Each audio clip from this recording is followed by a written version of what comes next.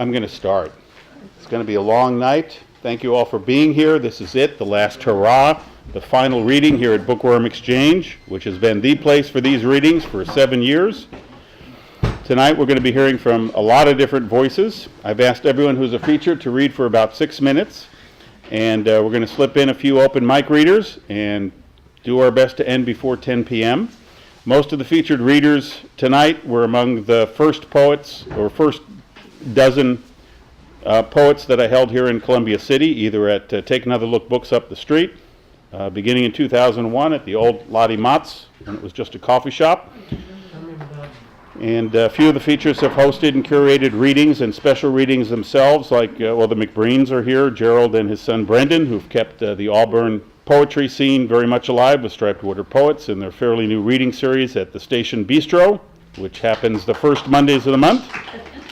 And I didn't see Garrett Rutledge, but Garrett will hopefully get here. And he, of course, hosts the Zippies and Everett readings just about every Thursday, although there's no Thanksgiving reading this coming Thursday, but then he's back. Dobby Norris, who is in the house, has hosted and curated the Writers and Poets series since the 1950s, and he's kept it going now at Mobile Espresso in North Seattle, the third Tuesdays. He's been around for a while, and what else? David Horowitz, of course, is here, and he's hosted lots of readings and published several of us who are here in one or both of his two wonderful anthologies of Northwest poets with really long, confusing titles. No, he's been a tireless supporter of poetry himself. Stephen Roxborough is in the house. Somewhere there he is with his white hair, who's come all the way from Anacortes and was someone I first met when I became a Washington Poets Association board member, and we instantly bonded, as they say. And Nancy Dahlberg and David Thornbrew and Murray Gordon and who else? There's a bunch of other people were among the first featured poets that I ever hosted. Carlos Martinez is coming. And why wouldn't I ask Peter Ludwin to join us, who's been on the scene for over 10 years in Seattle, and before that down in Los Angeles. He just put out his second full-length poetry collection.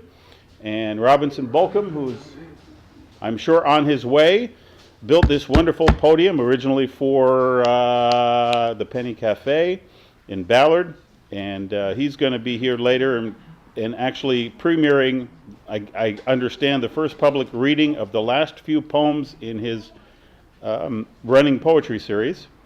And then there's J. Glenn Evans back there, Mr. Hollywood, manning the cameras, Mr. Poets West. He's the guy who actually pulled me into the Seattle poetry scene back in 1999. I'd done a lot of poetry in Los Angeles in the 80s, and he kept bugging me to go down to Wits End in Fremont and do the open mic when it was there. And then when I started my own reading here in Columbia City, he offered lots of support and encouragement, which were certainly needed. Anyway, it's very good to see all of you tonight. I won't be doing individual introductions because that would add another 5 or 6 minutes onto everybody's thing, and that would not work. So before I get our first readers up here, as I've done, it's time for our birthday poet. Our birthday poet was born on November 18th in 1939 in Ottawa, Ontario, earned a BA from Victoria College, University of Toronto, and an MA from Harvard. Our birthday poet's the author of over 16 books of poetry and has won many awards, including the Booker Prize, Los Angeles Times Book Award, Guggenheim Fellowship. She's also a well-known novelist, has written children's books, several nonfiction books as well. She's been translated in many languages and published in more than 25 countries. Her most famous book is a novel that won the first Arthur C. Clarke Award for Science Fiction, even though at the time she insisted it was speculative fiction, not science fiction, but she's since accepted its designation as science fiction. She will be 73 years old on Sunday. Her name is? Margaret Atwood, correct. And the novel I mentioned is The Handmaid's Tale. Here's one of my favorite Margaret Atwood poems. You begin. You begin this way. This is your hand. This is your eye. That is a fish, blue and flat. On the paper, almost the shape of an eye. This is your mouth. This is an O, or a moon, whichever you like. This is yellow. Outside the window is the rain. Green because it is summer, and beyond that the trees, and then the world, which is round, and has only the colors of these 9 crayons. This is the world, which is fuller and more difficult to learn than I have said. You are right to smudge it that way, with the red and then the orange. The world burns. Once you have learned these words, you will learn that there are more words than you can ever learn. The word hand floats above your hand, like a small cloud over a lake. The word hand anchors your hand to this table. Your hand is a warm stone I hold between two words. This is your hand. These are my hands. This is the world, which is round but not flat, and has more colors than we can see. It begins. It has an end. This is what you will come back to. This is your hand. Margaret Atwood. So we're going to hear from Peter Ludwin, followed by Dobby Norris, and originally I had Garrett Rutledge scheduled if he comes in. So let's hear from Peter Ludwin.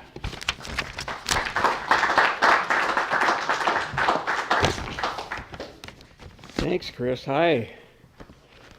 Well, let's see. Let's read something from the new book. Breakfast in Baja for Russell Salomon. Restaurant Jalisco, the sign read, a 2-room adobe hovel sticking up like a wart from the desert floor. No, you said. It's too funky. We'll get something nobody's got a cure for. But we went in anyway to the little patio with its lone table covered with sand, which the old man's wife swept away with her hand before she took our order. You didn't want anything. But she misunderstood and brought out 2 plates of eggs and beans and tortillas, which we had to eat or insult them and slink away like whipped dogs. And you grudgingly conceded how good it was while she kept bringing more plates of tortillas without us saying a word, and avocados, and chickens ran by from the garden, and 3 kids kept trying to get the radio to work by beating on it with a hammer. And the old man went about his chores, hauling buckets of water back and forth, the 2 meals coming to about $1.75. Do you remember, my friend, how that breakfast lasted all the way to San Felipe, where the pelicans flocked to greet us?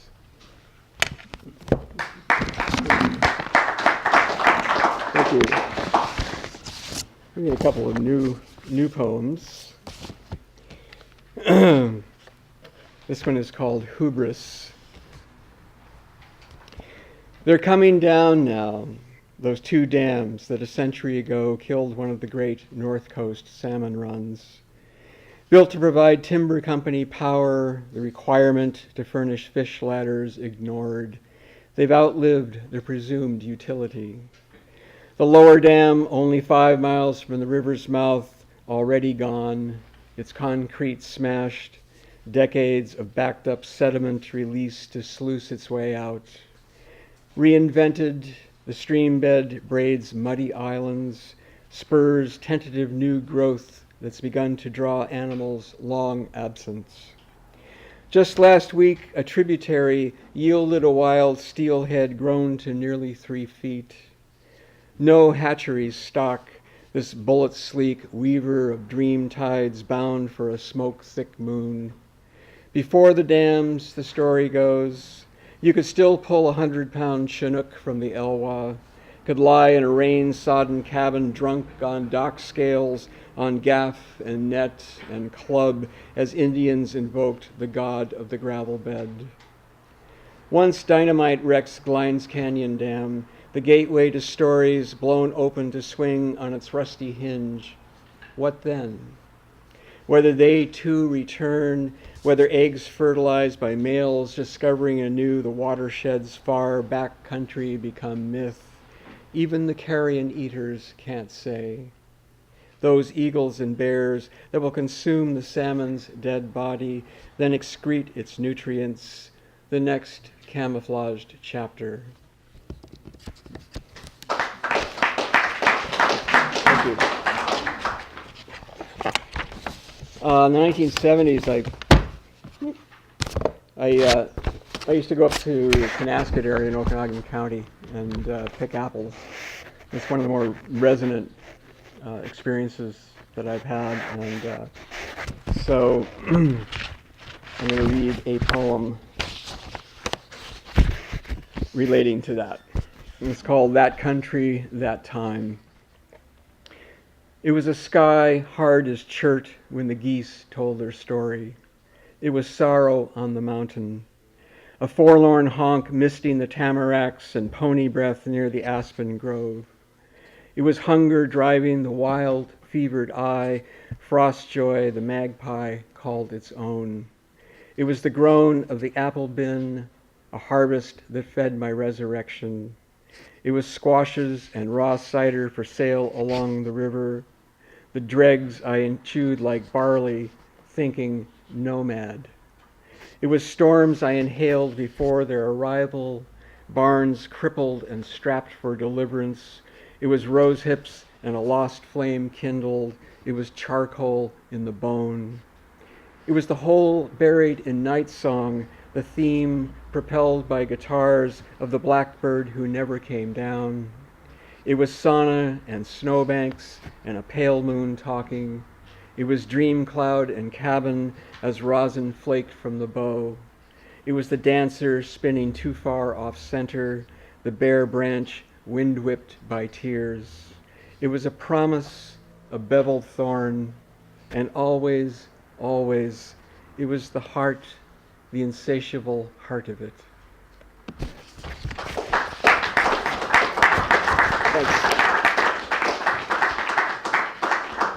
Dobby Norris. I remember this thing when it was first built. I had the same. Surfboard. I know. A skateboard. Oh.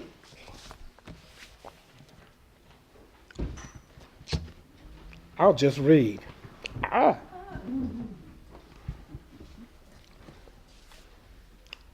East Memphis Rhythms. The sloshing of the Grand Lady's water pushes off the side of the old river paddle boat and splashes onto the shore. The gamblers play for money. A young white boy plays the piano. The wheel turns and pushes.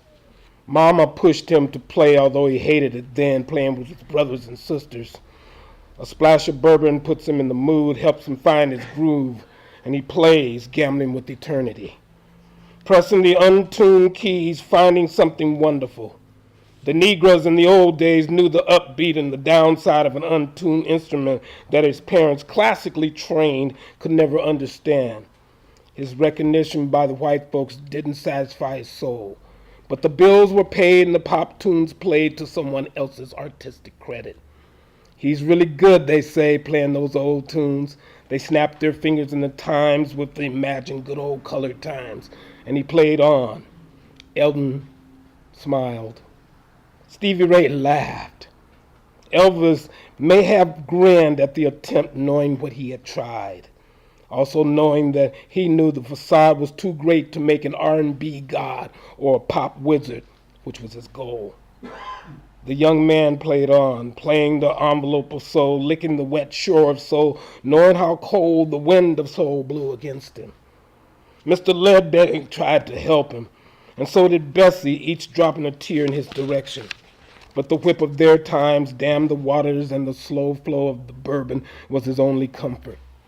Bill Street is just a mall these days, and the white boy played on. He sang the songs of mules pulling and cotton chopping in the summer sweat. The gathered swayed. They clapped, unknowingly assured of the history, pretending to recall the beat of the tortured times. They swayed to the chariot's approach, and an inevitable pain being lifted from the old field darky's shoulders. The young boy, caught up in the movement, played on, relating but not relating to that which and is sometimes still. The fingers of the bourbon moved him closer to the suffering, to the cross, and to the crescendo. He stood, bowed, and retired to the next swallow in preparation for the next set. The smiling, beautiful young white boy's head swimmingly would play on.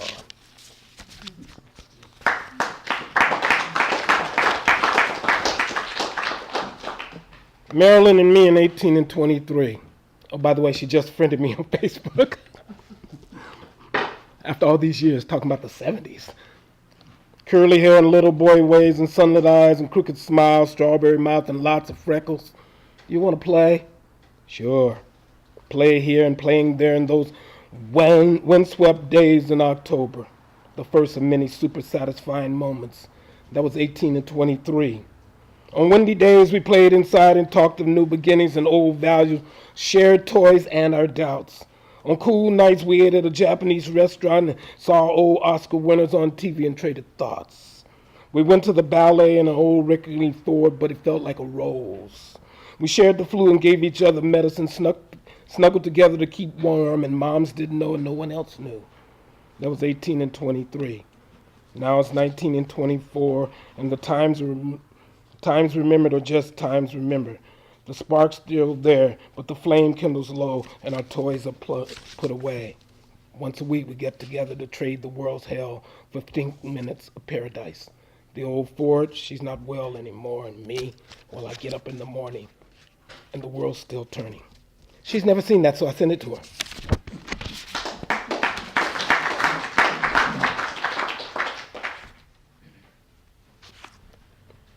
B-flat blues. The rain slickens the runways and streaks the windows of the St. Louis Airport Lounge. St. Louis blues and brews, the slow, melancholy blink of the neon sign beckons you on in.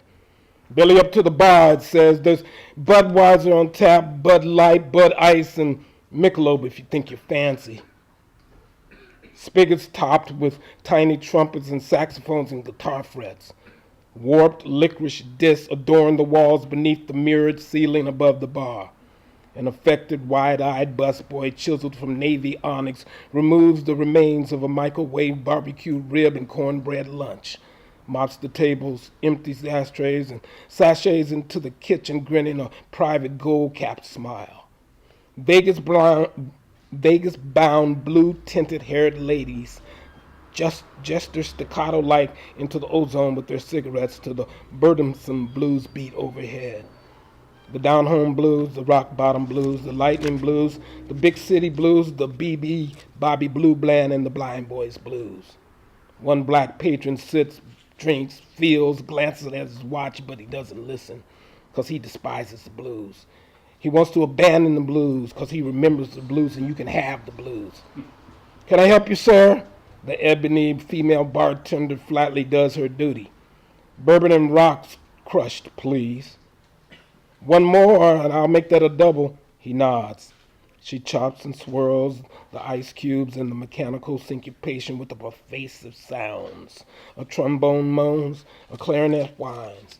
The rain drips from the arch over the river, slicking the runway, streaking the lounge windows, simply the backdrop for the workaday earn your pay blues.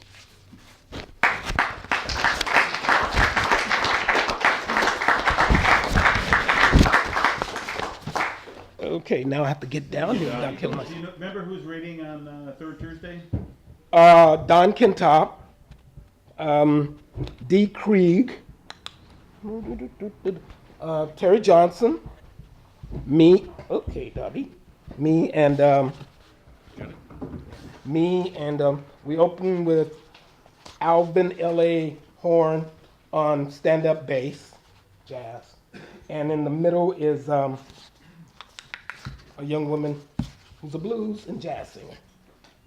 Okay, okay, now, pick that one. You're on deck, Garrett. Are you serious? And that gives us David Horowitz.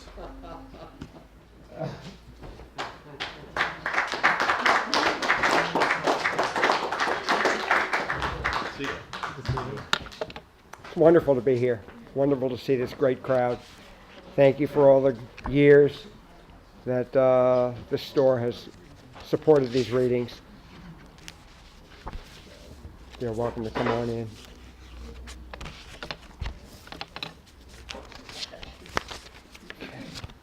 Ready? Okay, great. I have a few books for sale. Feel welcome to drop by and have a look at them. And I'm going to donate half of anything I sell to the store as my last gesture of a little appreciation for what they've done. Beginners, your little candy bowl on shelf. Yes, confection can sweeten conversation, spark connection. Application. Use others' talents well. To race high hurdles, do not employ a group of turtles. Note to a cynic, a grape in brine cannot yield wine. And then, the scab dries, flakes, falls off, and skin is healed. Where fires raged, now clover patches field. Where insult salted wound, now compliment relieves, and cough abates with honey, peppermint, and blankets, scarves, and rest. Now schism forgets its source, sees person, not ism. October 10th. It's only 5 p.m., yet poplar shadow river, and underneath half moon, gold purple meadows shiver. Holiday season smash! The movie features dragons and giant lizards and witches and ogres and evil wizards. And from the planet Zoo, a flying dog, and not a word of thoughtful dialogue. There, can you see it? And birdsong sweetened 20 city streets across a parking lot, perched on a roofline under saffron streaks of dawn. One chirping dot. Place for pages. You'd browse, then buy a bargain paperback. Now closed. Front window smashed, a spider web of crack. Used bookstore morphs into graffiti canvas for those adjacent to the pricey campus. I'm thrilled a soup and sandwich shop arrives there soon, won't mirror nearby joints and dives. I miss the books, though, and Beret, the tabby who'd stroll the aisles. What's to be's to be. What better salad, though, than bookstore's discount rack?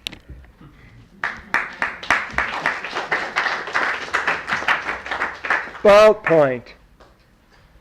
Slim implement, bless your ink. No matter what its scribe might think.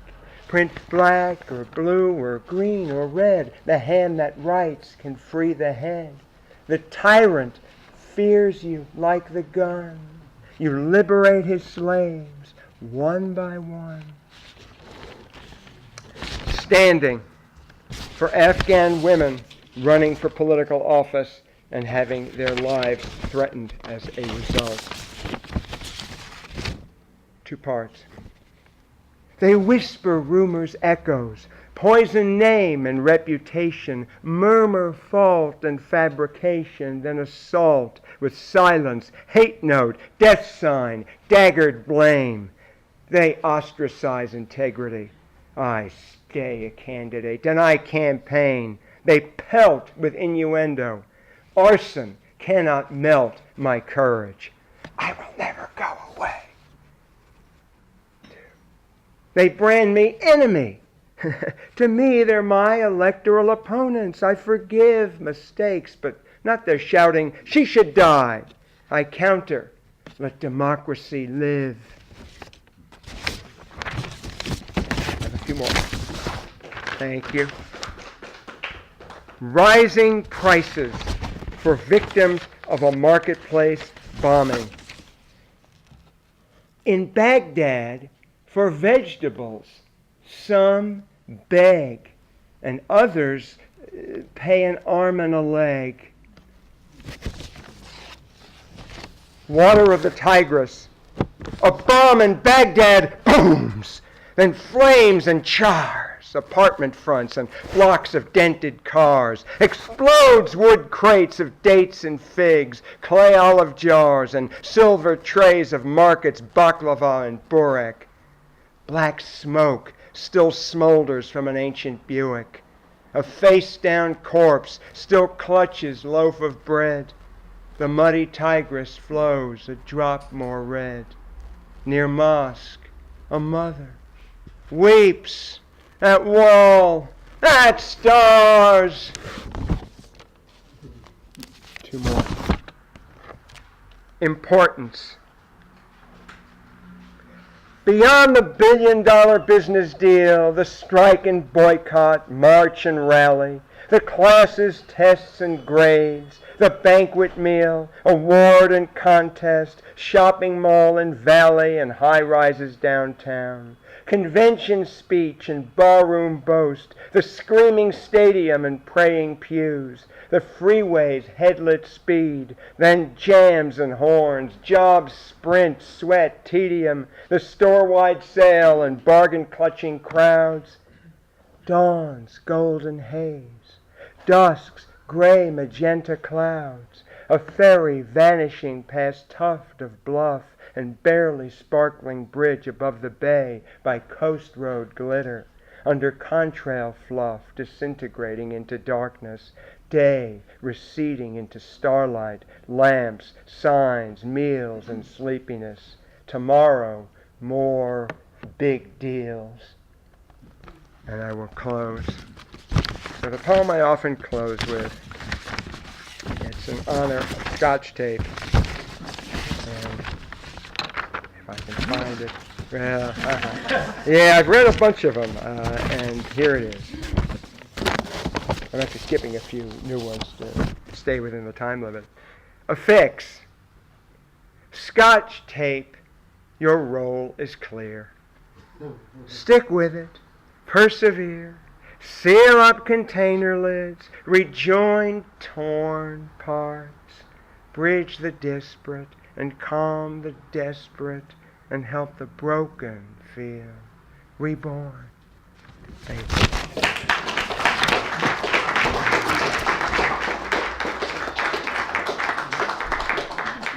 And Garrett Rutledge is up next, and then we're going to have Mr. J. Glenn Evans. Garrett Rutledge. Thanks.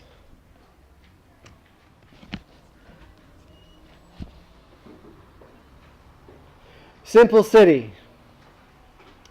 Simple city. Once you were new, your cobbles smooth and brick burnt red. The homes overlooking your port, almost antebellum. The rest, rough timber dwellings in vast, neat rows, always a small garden to the rear. In your burgundy heart, a man in worsted wool suit tore tickets for those about to see their first picture show. One street away, a cop in black trench watched the bar for the inevitable stumble of longshoremen and millworkers onto the walk, intervening only when a man went in search of something other than the boarding house, his wife, or the confessional.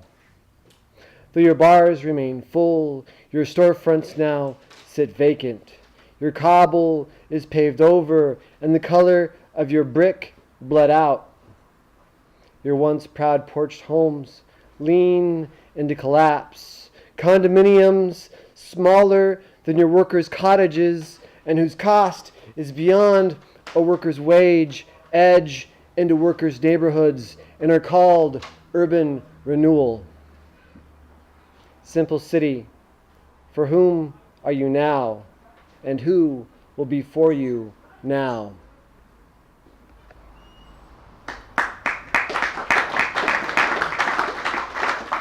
That goes out to this bookstore.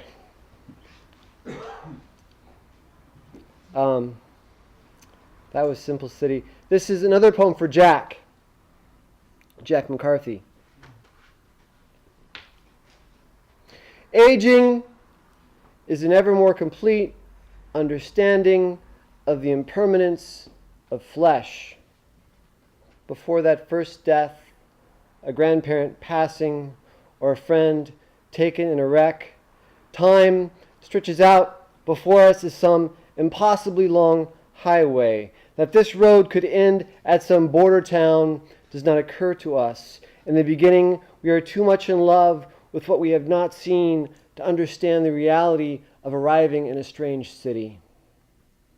Aging also is a little certainty earned, the certainty of one heart imprinted upon another, the certainty that a cause of the heart is a worthy pursuit, the certainty that a community of hearts is possible, the certainty that, even though the road ends, we go on to even stranger cities of spirit and matter. We are dying a day at a time so that living a day at a time may remain possible. A gray hair, the cheek softening, is the Creator's kiss, the pressing of our flower between the pages of the book of life. What meaning would this day hold if the days to follow were guaranteed in infinitude? And if their number can be estimated in months, days, or even minutes, then our business becomes urgent, our love certain, our purpose singular. For this reason, an acquaintance with death is necessary to love just a little. To love fiercely, though, has always been the way of those who've given death their spare room, rent-free and without condition.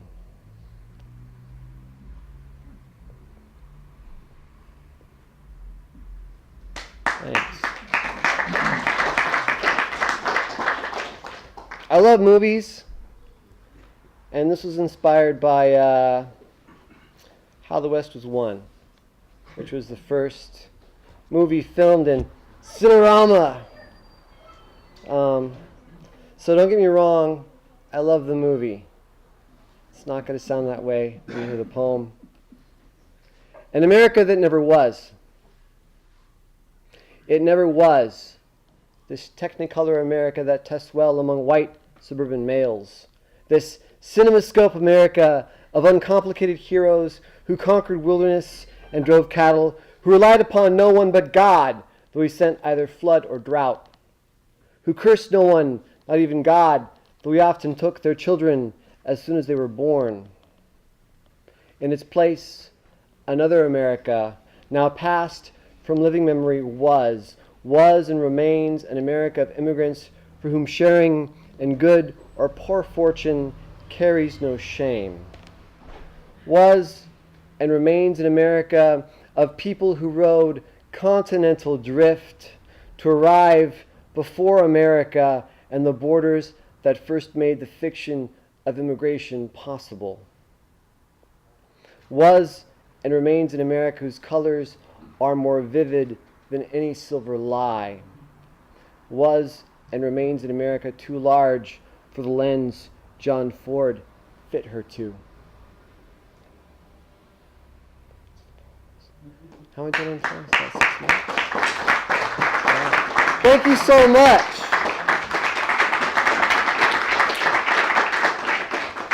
J. Glenn Evans.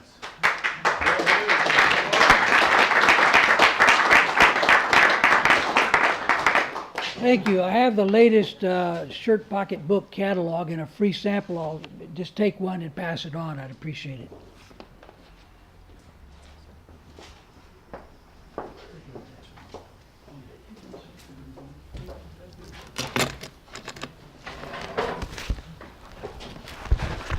Okay, this first poem is called It Happens. Doom of dark in the old part of town, from shadows a large form accosted us. He said to me, "Have you got a dime?" In my pocket I had a thin dime. I handed it to the large form that spoke. If he asked for more, I might have given. He looked at the dime and he looked at me. He looked at the dime and he looked at my wife. Then he looked at the dime and he looked at me. Well, my wife and I walked on down the street. "That's what he asked for," I said, feeling cheap. "He asked for the time, not a dime," she said.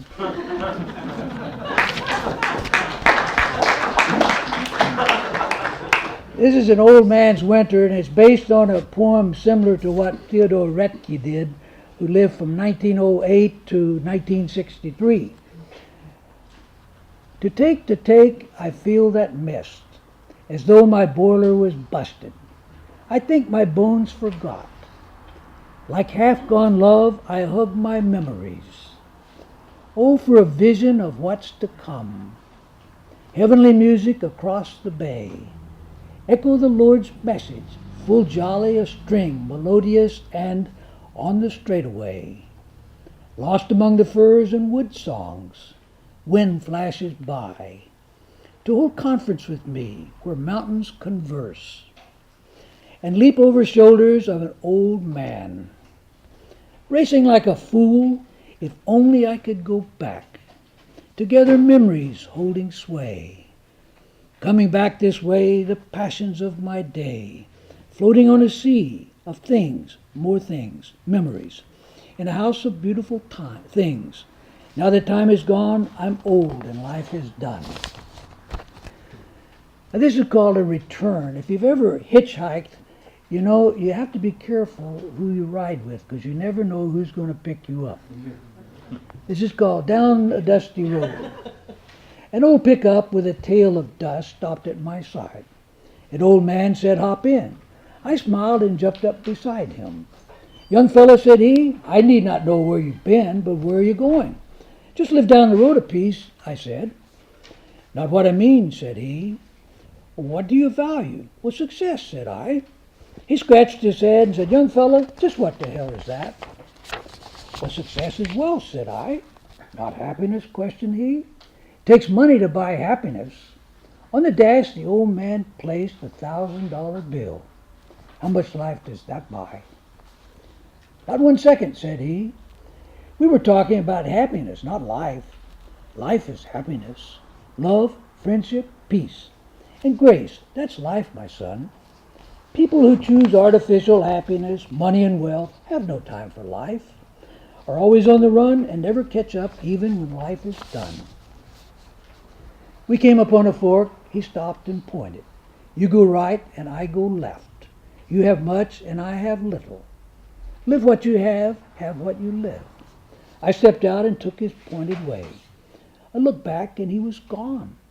No truck, no dust, like he had never been. Not an odd-looking man. He could have been my uncle or my dad. Then it came to me. Sunset had sent a sunbeam to guide the sunrise through the night. I had seen myself at sunset.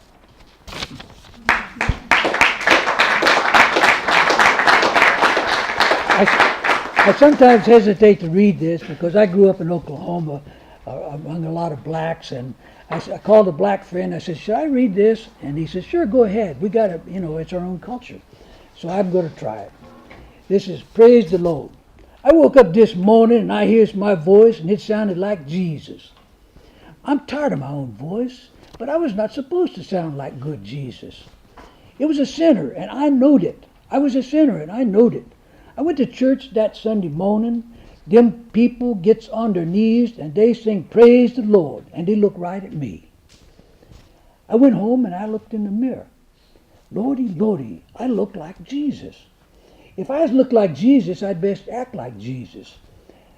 Like Jesus, so I put on a robe. And I went down to the farmer's market, and I said some prayers and healed them people. Then one day, 2 blue centurions come. They took me away in a big chariot. I just knowed they was going to crucify me and hang me on the wooden cross. They didn't do it, though. They took me to a small room with rugs on the wall. They tell me, "You ain't Jesus, be quiet." Days and days go by, and then they take me outside. I knows they's going to hang me and crucify me on the wooden cross. They didn't take me up on the hill, crown me with thorns, and lash me with whips. Instead, they say, "You can go free." I sure don't look like Jesus no more.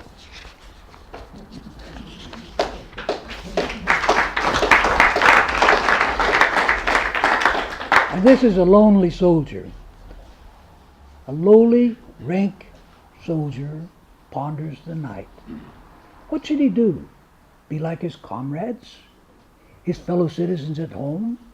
Be promoted like those who go along? His eyes had rested upon messages from higher powers over him that disclosed crimes committed under our flag in our country's name, that trashed our Constitution, heinous crimes against other peoples. What could he do? How could he expose those crimes? He could not trust his senior officers. He could not trust the corporate media. He could not trust the corporate Congress. He could be charged with violating national security.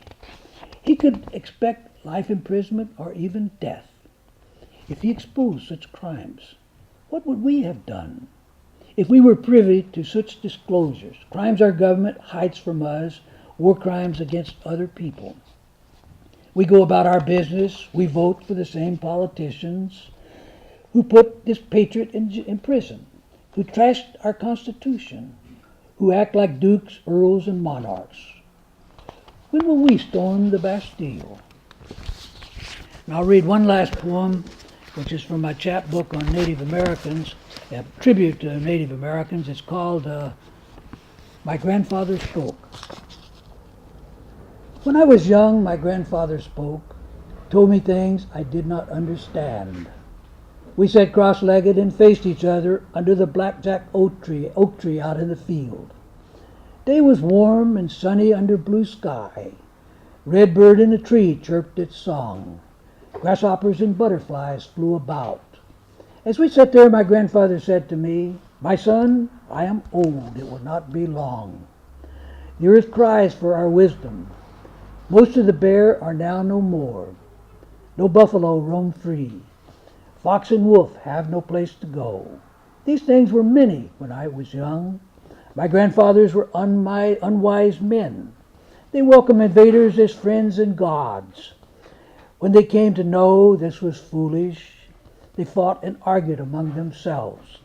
The enemy grew stronger and we grew weaker. Many died from white man's sickness. Now too late to fight, we are beaten. We were few, and they are many. Bear and buffalo are gone. Fox and wolf have no place to go. I hear the earth cry for our wisdom.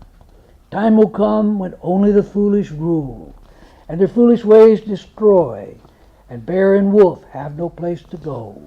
I hear the earth cry for our wisdom. You must learn to lead these people, my son. Love and protect this place that is our home. Room for bear and wolf and all people. I hear the earth cry for our wisdom. Years have passed since my grandfather spoke. I know what he was trying to tell me. They cannot hear my grandfather's voice. I hear the earth cry for our wisdom. Thank you.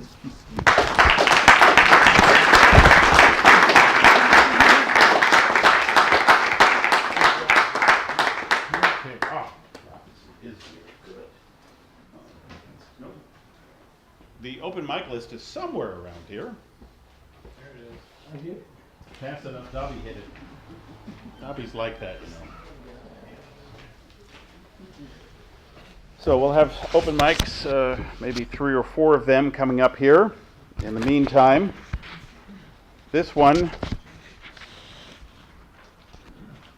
What poem starter should I read, Philip? 9:15. 9:15. Yes, sir. Poem starter, 9:15. Is it really 9:15? An eye for an eye, and a tooth for a tooth makes you blind. And you'll whistle when you talk, which might be kind of cute for a while, but then gets real annoying. Keep your wicked eye, sharpen your teeth, enjoy your taste for blood. Yes, that's 9:15. Yeah. Yeah, you're not drunk. Poem starter, 1110. Forgive me, I've forgotten the simple joy of observing leaves floating, spinning, falling from the trees. Forgetting poetry. With every poem I learn. With every poem I read, accept or reject, I learn. With every poem heard, I learn. With every poem I write, I forget.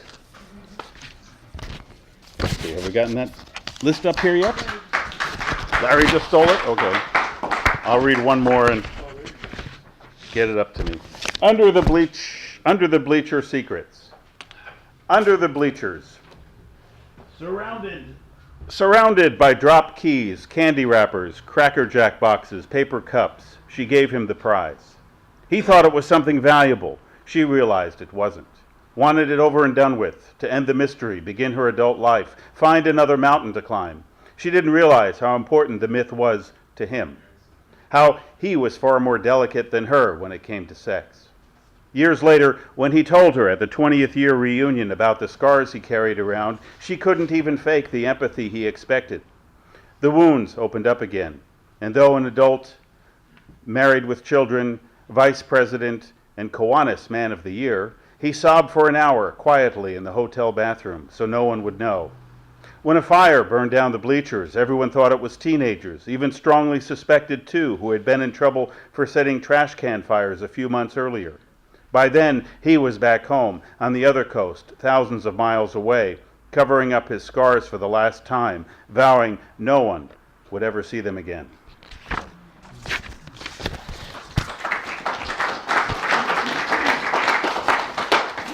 Let's start off with a few of these fine open mic poets. We'll begin with John Akins and then Dennis Caswell. And I suppose we'll hear from this Philip Randolph guy. No, skip that guy. No, can't be done. John Akins. John Aiken.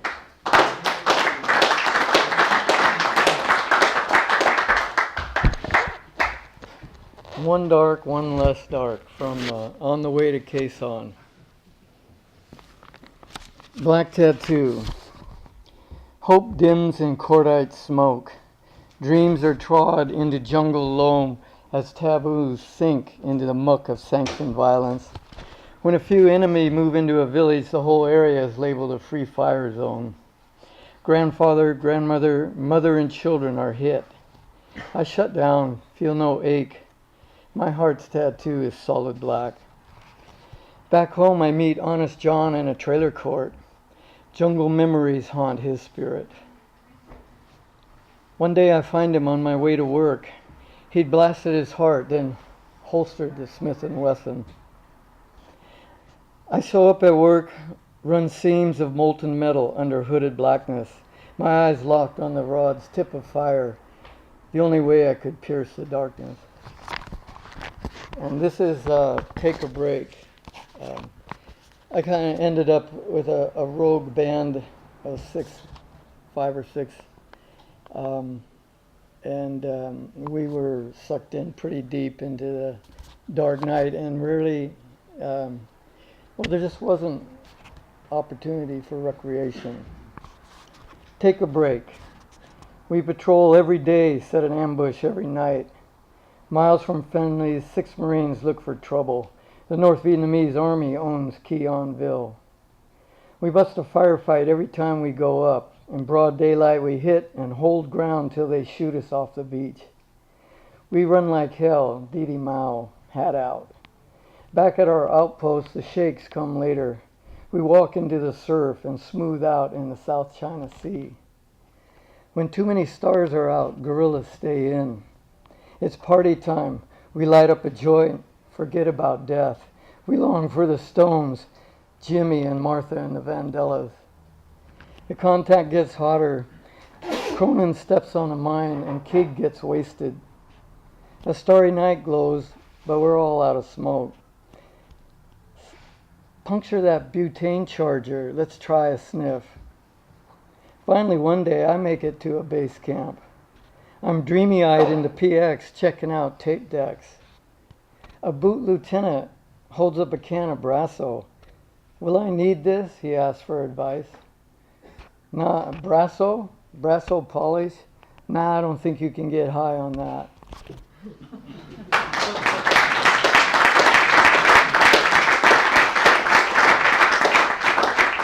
But we might be able to with Dennis Caswell's poetry. Hard not to.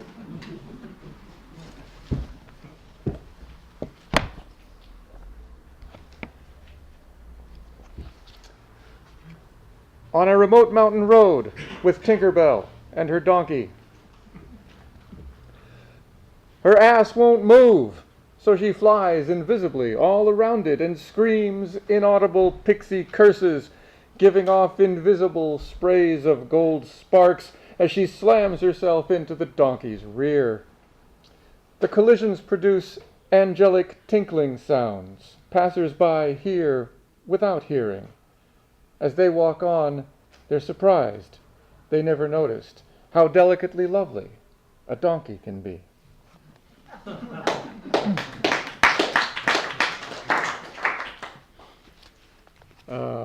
One haiku, Plum Blossoms. How would it be to climax just once a year, but have it last a week? Tommy can help her out with that. Philip Randolph. Oh, technically speaking. And then we'll have Roy Sykes. Let's see. Okay. A three-liner and then a real poem. Sonorants. I listened. What? Oh, real poem. Roy says real poems are no fair. Sonorants. I have to pretend I'm sincere. I listened as she intoned. Come on now. I listened as she aspirated her sonorants. She intoned her meanings more by the mellifluousness of her voice than by whatever the fuck it was she said. Okay. That wasn't a real poem. Oh, now you got Dobby all teared up. That's good. Okay. As requested by The Rock, a cameo for Uma Thurman's feet. I used to dance tango. A young tangera tells me any movie in which a woman kicks butt is a good movie, so I take my brain-injured brother to see Uma Thurman. Yes, she plays a blonde female in a samurai movie with spaghetti western music, but it's her feet, or the middle and big toes. I'm not sure of the identity boundaries between toes and feet, and I want to give them all credit so they don't get jealous. As I was saying, it's her feet in an uncredited appearance that get to me till I deeply and meaningfully ponder that if her feet have a cameo, Uma Thurman must be the movie. This beautiful starlet, so groomed to such perfection, such loveliness, she is the stereotype constrained, as if within a too-tight shoe, by the rules of ingenue, leading lady, heroine, every flaw and incompatible bit of character, except for her feet, chased from her till she is a picture moving. It is because we paint over lead actor's character with celluloid perfection that supporting actors or arch supporting actors such as her feet must supply character in movies such as Uma. Uma's feet gaining some independence from her due to transient paralysis of her character's unnaturally long legs, propped up across the back seat of a yellow cab-over truck, on its sides painted with the words Pussy Wagon in the movie Kill Bill 2, or She is the Movie. Her feet in an uncredited appearance, supposedly supporting actors, though just here they won't, being all paralyzed or on some actor's strike. As she yells at them, "Come on, feet, move!" we watch the big toe of her right foot bunioned inward at a totally unnatural angle by years of high heel shoes with pointed toes. Her middle toe, oh so long and gangly and crooked, squirming its way forward like it is a geriatric flipping its middle toe at all the people who molded the rest of her into such a feminine image. These are ugly feet, deformed feet, honest feet, feminist feet, feet shouting what we do to women to make them the way we want them. Not that I'm immune to that, nor I presume is my brain-injured brother, but such a character study in an action movie. There should be Oscars for cameos, Oscars for great little performers in great little scenes in predictably aesthetic movies. Uma Thurman, for example, her ugly, deformed feet. There should be a Best Arch Supporting Character Actor Oscar for Uma Thurman's feet. Thank you.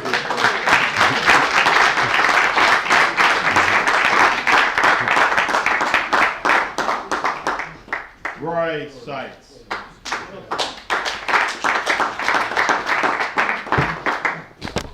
He hates applause.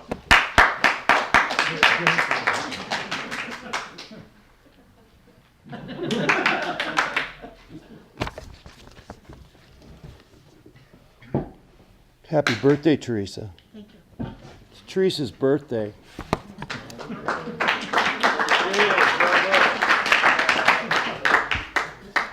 Sandaled foot-tails.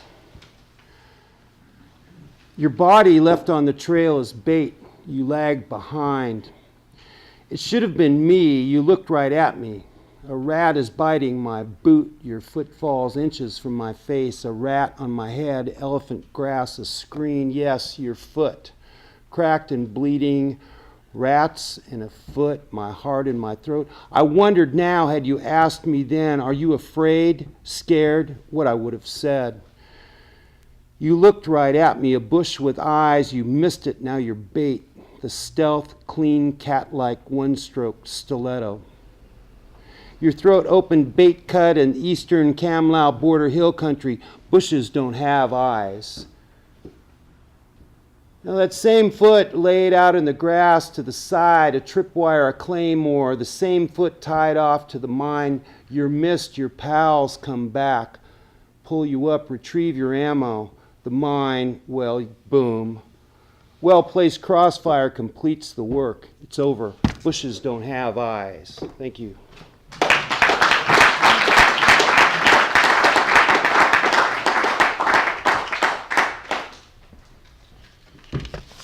Before I bring up our next two featured poets, which is going to be Murray Gordon and Robinson Bolcom. Yeah. Yes, Robinson Bolcom. I had to read the jacket. This poem was kind of written for Murray, so he hasn't heard it before. So, the button. Will this button be tested? Will it effortlessly function, uniting two as one, and its adornment admired? Was it designed for style, shape, color, or cheaply mass-produced, fashion never considered? If it had feelings, would it become dysfunctional, full of silent rage at being taken for granted, neglected, or ignored completely? I am a button. This piece of cloth would not work, would never be worn without me. I matter, damn it. And so does Murray Gordon.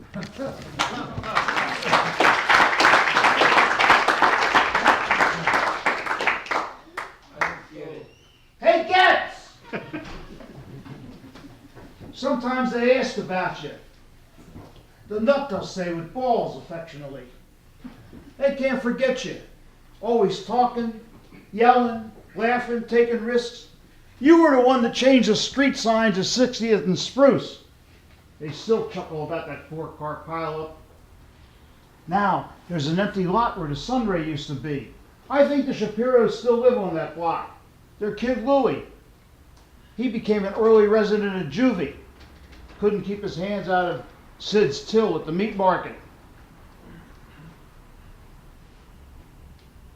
The alley in the back of Riesenbach's? The gang used to meet there. It's full of litter now.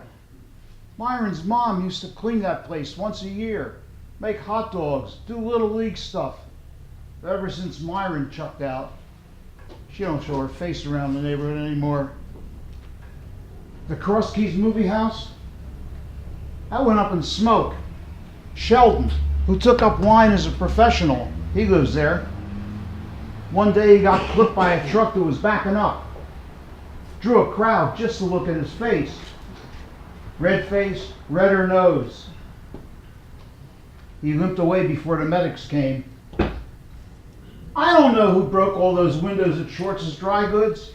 Hey, maybe you get sad about all those years. You weren't the only one to scream out in the neighborhood. No one knows where you went. Sometimes they ask me. I ain't got no answers.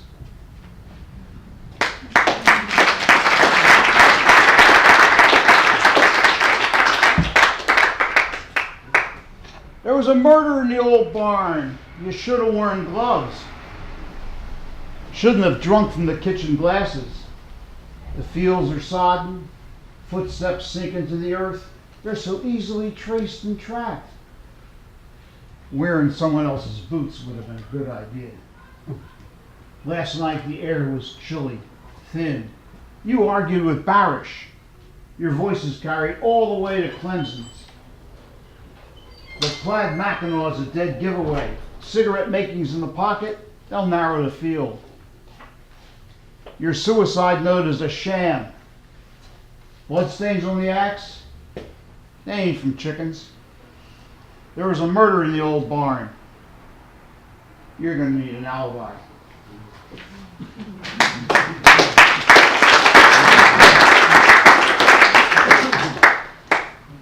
The Book of Forgetting. We live where disasters happen, human, natural, one at a time, 6 million at a time. Pain and darkness pierce us like bullets, engulf us with the mad roar of the masses, like a child bashed against a brick wall, or a surge of water big enough to drown countries. When the event passes, it needs to take a breath, but it leaves photos. Children with numbers tattooed on their forearms. Cities turned into swamps. The residue, a pulsing, jagged, red line scraped on the inside of your skull. The line is a roadmap to Auschwitz, Hiroshima, Bosnia, New Jersey. One way to deal with this is to open the Book of Forgetting. How good it must feel to be alive and remember nothing. Close the book. There is no evidence that this works.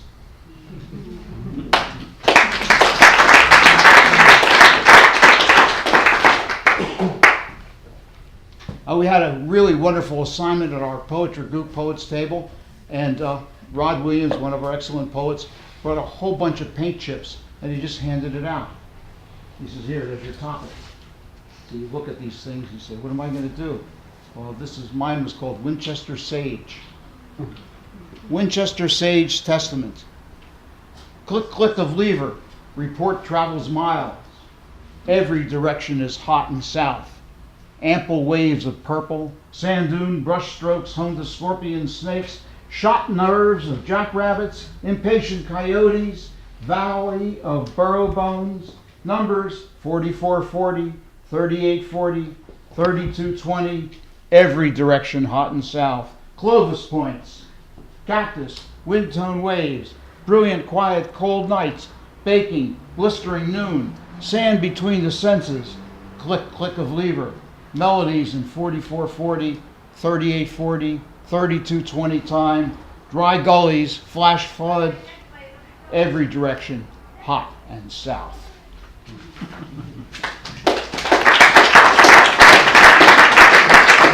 And my last one is being read as a request from Sir Chris over here.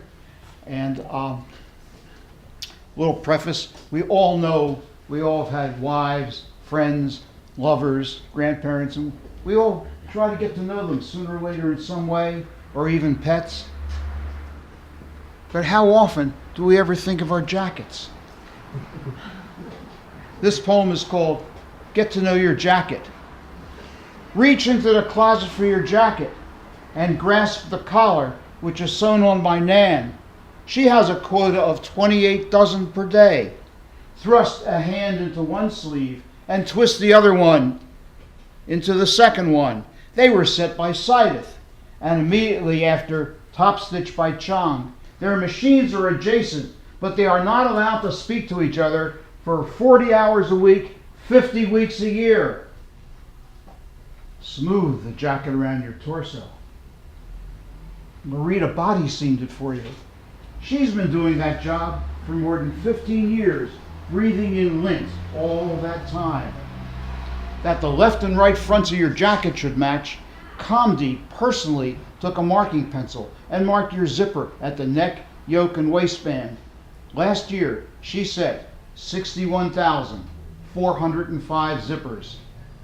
The pocket welts are cut out by Eulalia, who stands on her feet for 8 hours a day at the Reese machine.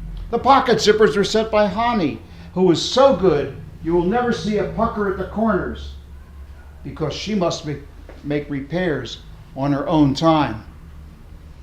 When you put your keys, comb, and change into the pockets, You can do so with confidence because JoJo is the pocket bagger. She is so good, she doesn't have to think anymore. William cut out the pattern, 360 ply. There is not a moment anymore when he does not hear the buzz of the cutting machines. Pauline supervised the sewing line. They gave her a raise, put her on salary.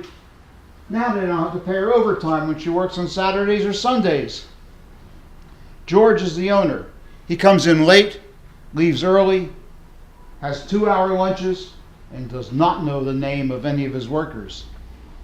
Your jacket comes as an experienced traveler, ordered in Seattle from a catalog company in Maine. The fabric was shipped from a Massachusetts mill to the contractor in Seattle, reshipped to a subcontractor in Mexico, sewn there, reshipped back to Seattle to be inspected, tagged, and bagged, reshipped to Maine, and then shipped to your home address back in Seattle.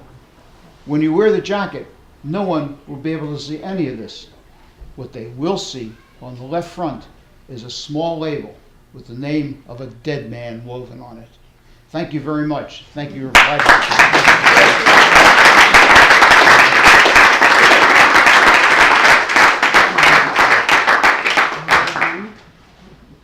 Robinson Bolcom.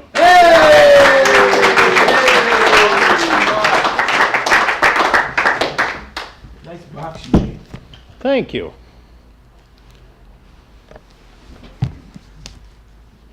I'm going to read number 500 that you completed. Poem 496 was entitled Whittle. And it ended this way.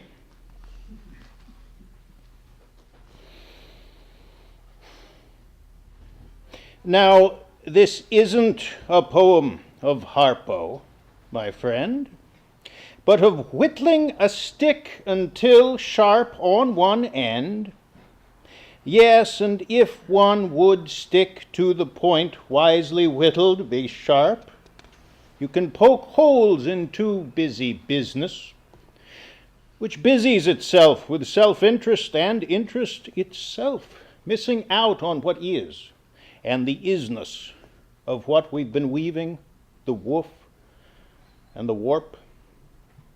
In the good-humored loom of humanity's health, we've a woof and a warp. We've a wharf where we're whooping it up, and of course, where we're having a ball here, we call the What's Up Doc, that raucous appear. Poem 497, Pier, ends this way.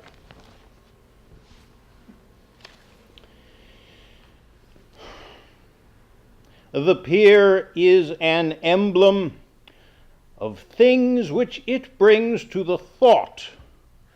Though it may not resemble 'em, it ought to have something in common with what it exemplify, as does a god and a temple with such as the godly intention intenplify.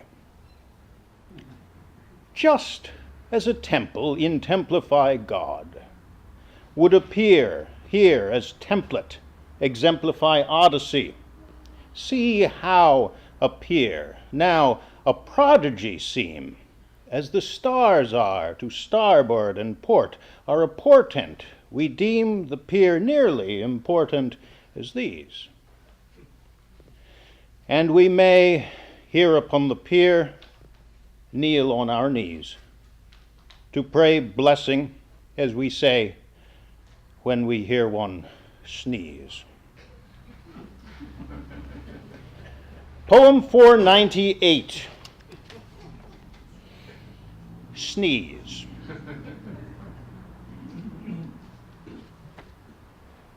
Newly attentive, awaken to see me address what is, yes, but an involuntary, reflexive response to the tree-fallen polleny specks ordinarily honest. The specks we expect are collecting upon us. If once we have sniffed 'em enough to be snuff, They'll have done us a favor if this be a favor, if sneeze be a pleaser to savor. But sneeze, whether disfavor, favor, or neutral, explode when we're goaded by snootful of irritant nasal, the face'll displace what offend. In a spirited, olfactor-active amendment, these nosen of sneezers have chosen to send.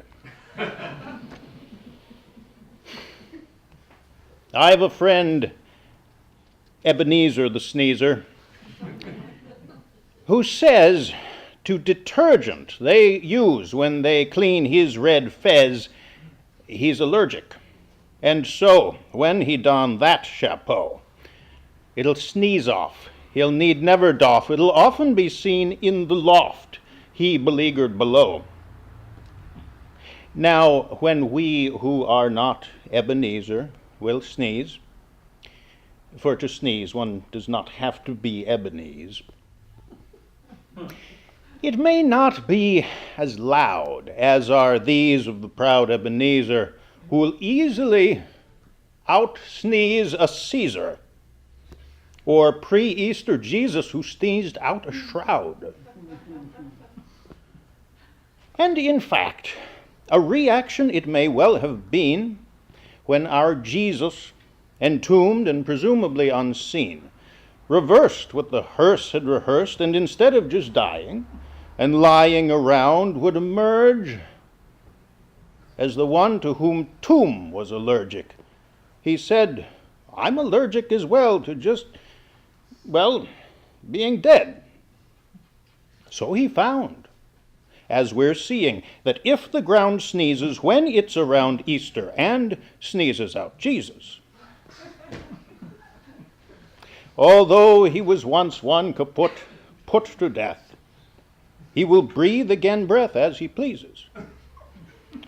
Although this amaze that in those days it happened to him, it may happen to women and men yet again.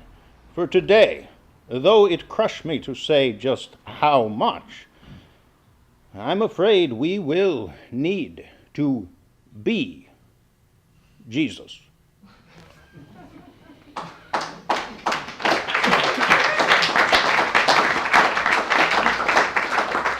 Poem 499, one that will be a favorite when I read it in hell.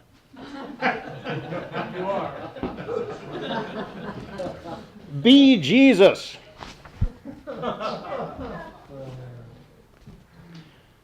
Newly attentive, awaken to see that in troubling times as are these, we will keep up our spirit by reading these poems, we know, to those hearers who hear it. I hope these will help us to know and to be the light-hearted, enlightened by levity. See that the bravery needed for facing what knavery place in our path, it hath savory source in this laugh, which of course is the aftermath to what the affable do find as laughably true as the hereafter staff nearly have to.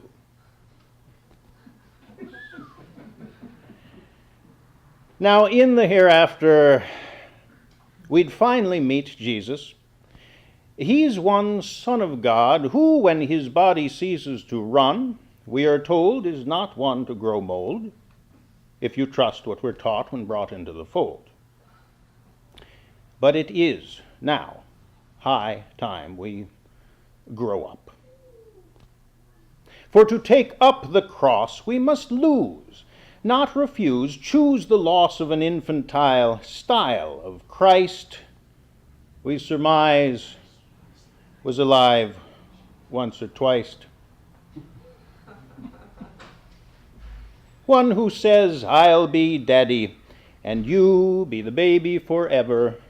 Egad, would our Jesus have said this and maybe have meant it? He never would have. Or if we have refashioned him thus, he would have to resent it, and us for presenting this thesis. preventing us from understanding his coming, or knowing how come he would go, that his going was showing we should now be Jesus. 'Tis time we be Jesus, for Jesus is not as intent upon being the Jesus we've got as he once was, if ever he had that intention, which he does not seem to have mentioned a lot.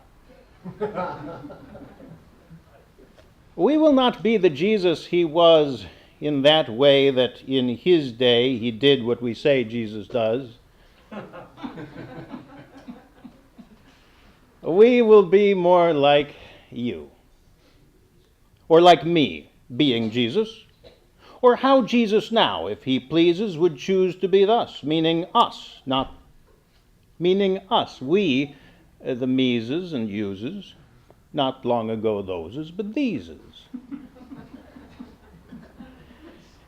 And as we are Jesus the way that we see him, while simply ourselves, no one else, as he sees us, we'll seize of today, will retain, maybe some, of what wonders remain still to come. And poem 500, my last. Still to come.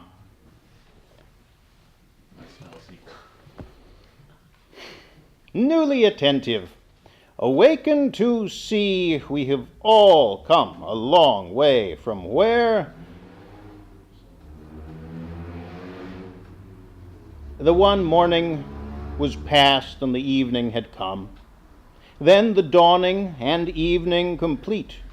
It was night, and the shadows of slumber diminished another day's care. We have done that, been there. We have said or have heard, or if need be we read, we have seen and have read every word I have written, at least I have done, if some didn't. And though I conclude when this poem is done, what I doed, such as you'd all my hearers and hearies who know it, revere as my poetry series, is intact, and not so much over in impact or fact as in Loafer's intractable theories. The series will, seriously, though unserious, go on, as though I, unweary as when I began, am continuing, fun deep within you unleashing, as when, by unteaching begun, I, ridiculous Icarus, easily exceeded by my, as was needed, quite reaching the sun. 'Twas as truly as doably done. So I give thanks to God that in body and soul we've outlasted the goal. Then one has to move on. We must live by fulfilling the rest of our destiny, building upon what one willed and did some, by completing refrain that remain incomplete up until we're addressing what yet is to come. Yes, and what is this blessing? What form will this take when we make what we will of what be still to come? Will it even a blessing appear? I am guessing 'tis too near, and fear we're too dumbfound when finding around us a mere wad of gum. And poem number 1 in the series is Wad of Gum.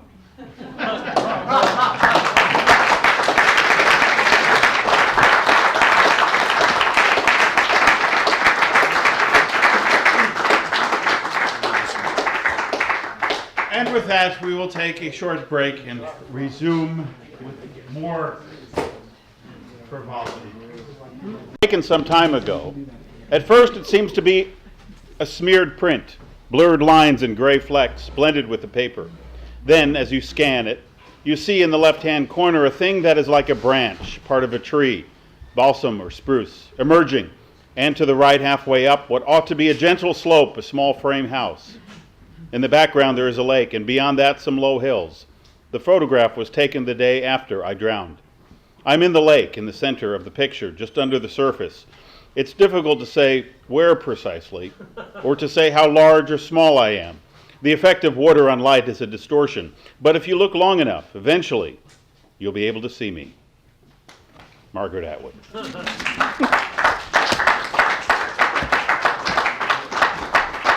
Our next four poets will be Brendan McBreen, Gerald McBreen, Carlos Martinez, Nancy Dahlberg. Brendan McBreen.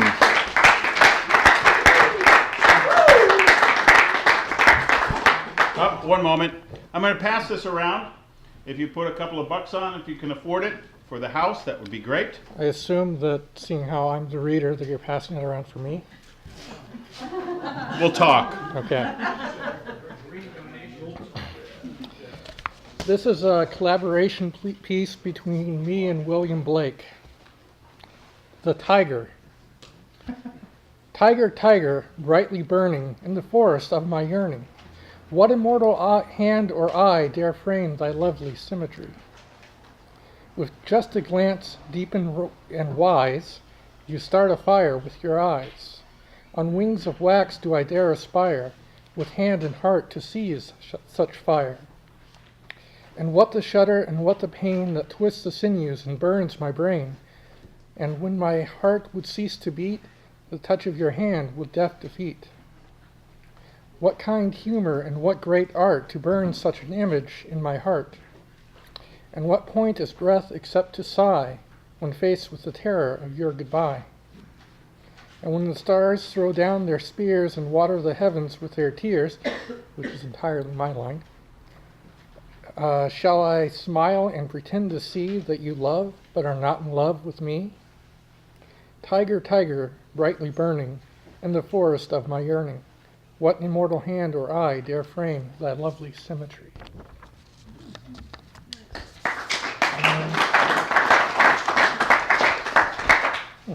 Well, I'll be damned. My spell check says unsinful is not a word. Make it a word. That would ruin the joke. Braille sky, fingerprints of blind gods. Haiku. Another haiku. House demolished. Years ago, nobody told the tulips. And this is not a haiku. Blue sky falls into my arms. We dance like hypochondriacs, finally free from the pressures of health.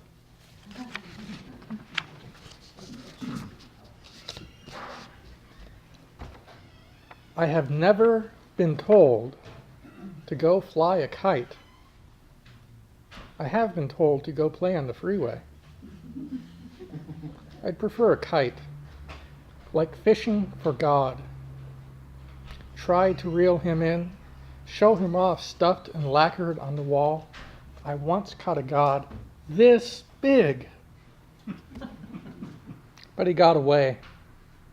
The line broke while I was dodging traffic.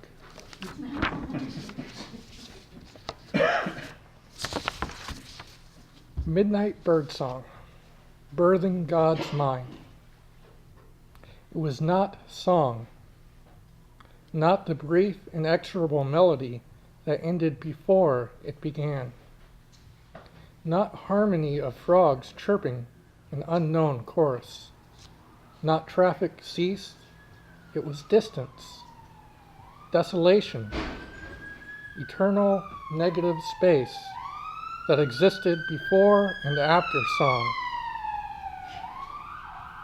silence that would never otherwise be noticed.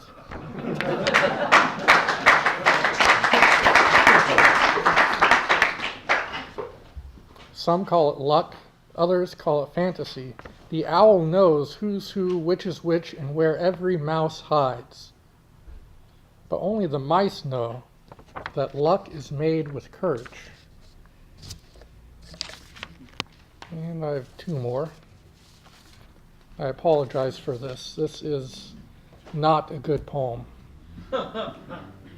This is a bad poem. This poem is mean to puppies.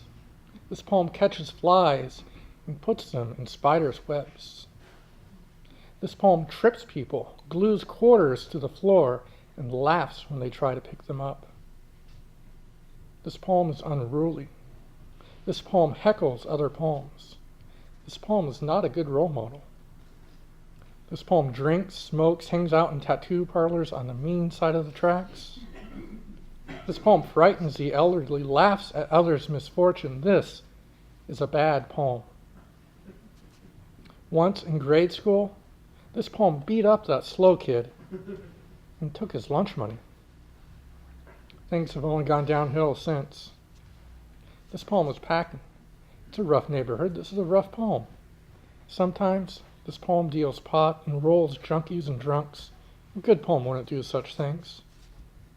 This poem is a loner. No need for influences. Keats, Nash, Kipling, McClure. This poem is self-sufficient. This poem is proud. Someday, this poem will be shot down on the street. But today, no one messes with this poem. This is a bad poem.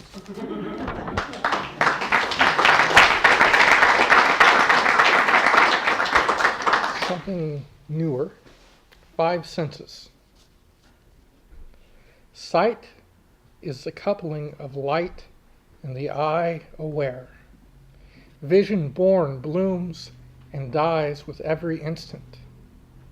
And is not everything transitory inherently beautiful? Hearing. The conception of your voice in my ears. It gestates as a word, then a series of words and meanings form, spread slow through senses. Steady it grows, then it blossoms into poetry. Touch. My nerves, your skin. One does not exist separate from the other. Touch is what happens to my heart and breath when your eyes meet mine. Smell. Without you, how can there be me? Every pheromone of you inside me birthing the sensation of your scent. Taste. What is a kiss without your lips? Thank you.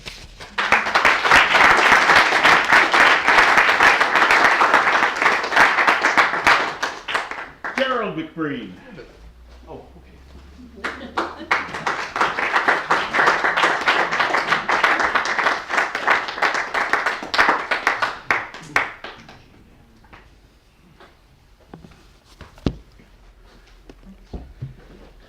Two McBrains in one night. How special is that? A sign of the apocalypse.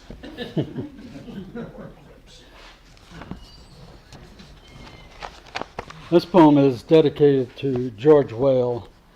For those of you who know George, or knew George, you will follow along. But even without that, fellow traveler, the beginning started sooner before he gave up golf to crippling back pain. Aged ahead of time, watching his wife suffer and die didn't help.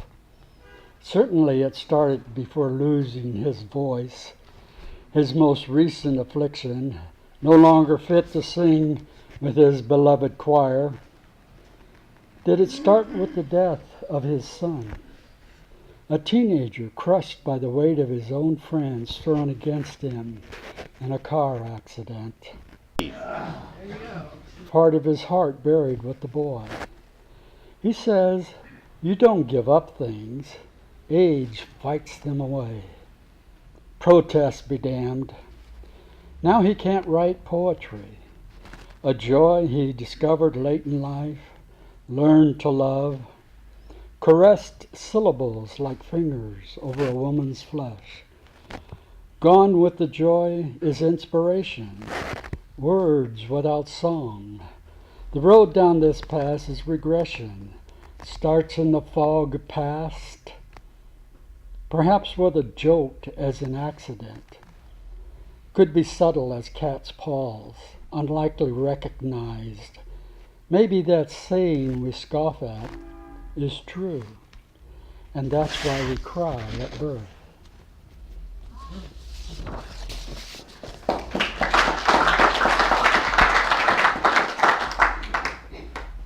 Better than I.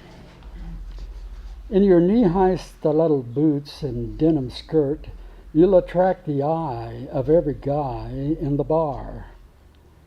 Don't string me along, little darling. Don't search for someone you think might be more exciting. That fool can't love you any better than I. When you dance in a form-fitting gown with a thigh-revealing slit up the side and you wiggle to the rumba, every guy wishes he could take my place. Hold on to me, little darling. No one else can love you better than I. Don't play the game, little sweetheart. Don't leave me stranded while you ricochet from guy to guy to guy, because all those fellows put together can't love you any better than I.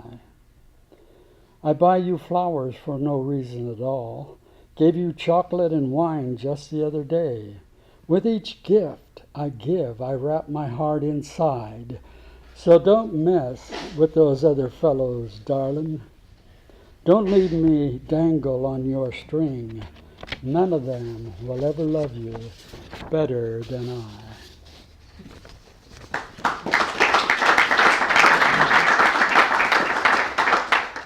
I'm a retired letter carrier, and this comes from that experience. From the couch. His imagination went postal. Screams from the dead letter office where skeleton ribs can't be tickled and skull eyes peep through window envelopes. He has post-retirement depression. His postal career canceled. Postage stamps no longer speak to him. Postcards run off with the mailman, and his occupant mail is misdelivered. Cats still use his leg as a scratching post. Your little hound treats him like a fire hydrant. All his nightmares are stamped, return to sender. His zip code is missing a number, and he can no longer wear an address. How the heck does Stephen King get away with it?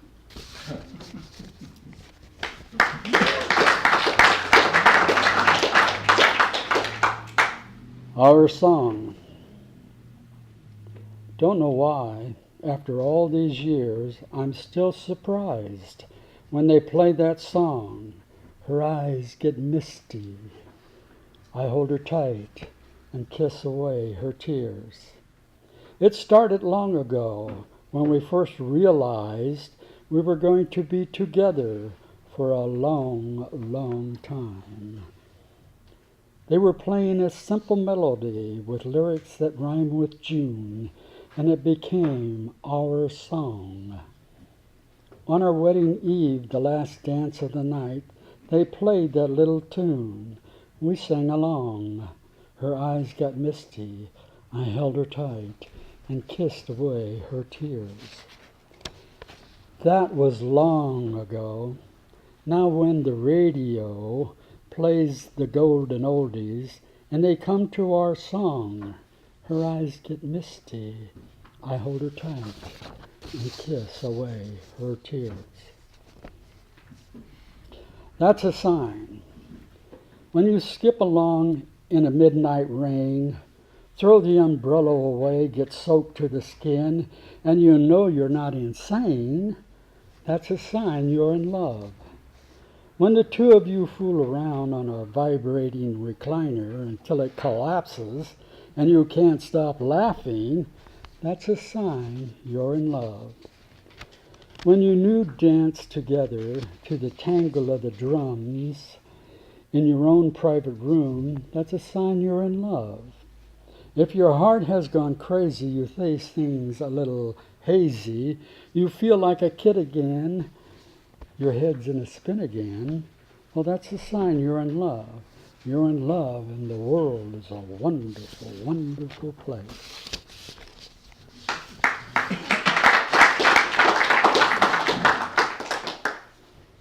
Woman, I love you. I hear your name in the splatter of rain from a babbling brook or carried on a warm summer breeze. I listen to birds hidden in leaves sing your name. Woman, I love you.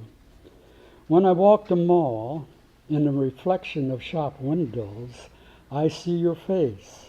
And when we meet for lunch, I love the way your eyes light up. It's so thrilling to be together. Woman, I love you. In the evenings when we're home, I watch you in the kitchen glide gracefully as you see everything is in its proper place. And you don't criticize when it's my turn for fixing dinner, and the kids and I turn the place into a holy wreck. On Sunday mornings, it's fun to watch you and the girls on the sidewalk playing hopscotch. Woman, I love you in every way you can name. We bundle up the kids for school, then we're off to our own jobs and go our separate ways. I'm gonna wish the day away because I miss you so. No, I can't wait until we're home and in each other's arms once again. Woman, I love you in every way. I love the way we snuggle up before we say goodnight. And oh, the way you look at me through dreamy eyes the first thing in the morning. Woman, I love you. Woman, I love you. I love you.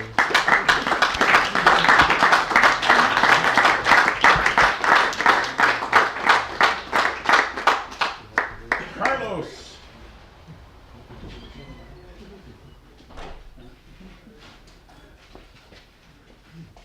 Thank you for inviting me, Chris. Certainly. Even though it took 3 hours to get here. Yes. You're special. But not in that way. I'll try and keep to the 6 minutes. I'm just going to read a few short poems. Go. Okay. So, Jack Gilbert, one of the great poets of the 20th century, passed away a few days ago. And I had the unexpected pleasure of meeting him about 10 or 11 years ago before he began his decline. He showed up at a reading I was doing on the East Coast, which totally freaked me out. I went, oh my God, Jack Gilbert's in the audience. So, of course, I read like this. And he was a tiny man. And afterwards, he came up to me, and he stood about that tall, and he mumbled something, and I said, I'm sorry, Mr. Gilbert, I didn't hear you. And he said, you're reading. I didn't like it. And strangely, I felt honored. Jack Gilbert, dead at 87. Old man whose mind was gone, little sliver of shining bone. Already? Now we're going to turn it up. Thank you, Carlos. Damn fine reader. Taking donations at the door. Gilbert didn't know what he was talking about. No, he didn't. It was too short. Well, the original poem was Jack Gilbert did it at 87. Good. But I changed it. Old man whose mind was gone, little sliver of shining bone, stooped gnome, lawn ornament when you were young, who traveled into the nothingness of words well used, who loved and made love, and loved and made love, and truly loved, and whose heart was shattered by terrible moonlight, or by sun streaming through everything you beheld and held in your small hands, whose skin was whiter than pewter in strong light, whose skin was thin and ultimately frayed and worn away, who, it's no exaggeration to say, throbbed to a song you heard, made others hear, maker of the sparest words, you lived your last years curled into a chair on a veranda in a community of the already dead, who did not know they were, but all of us suspect in your head, milky, clouded, where what passed for thought drifted along, minus what critics call lightning bolts turned into poetry. There must have been glimmers as you tried to recall the cerulean of the Aegean Sea, cliffs along which you once walked holding the hand of a woman who now also begins the beginning of her fall, or by the bed of the love who passed away too soon, turned into nothing more than slack meat, whittled bone, whose face evaporated the moment she passed away. To where? You didn't know. Until that last day when you wheezed, and the rise and fall of your chest, almost bare of flesh, was inconsequential. You must have drifted back. That was our hope. To Paris with Sterne, to Crete with Gregg, and every moment in between, pen or pencil tightly held.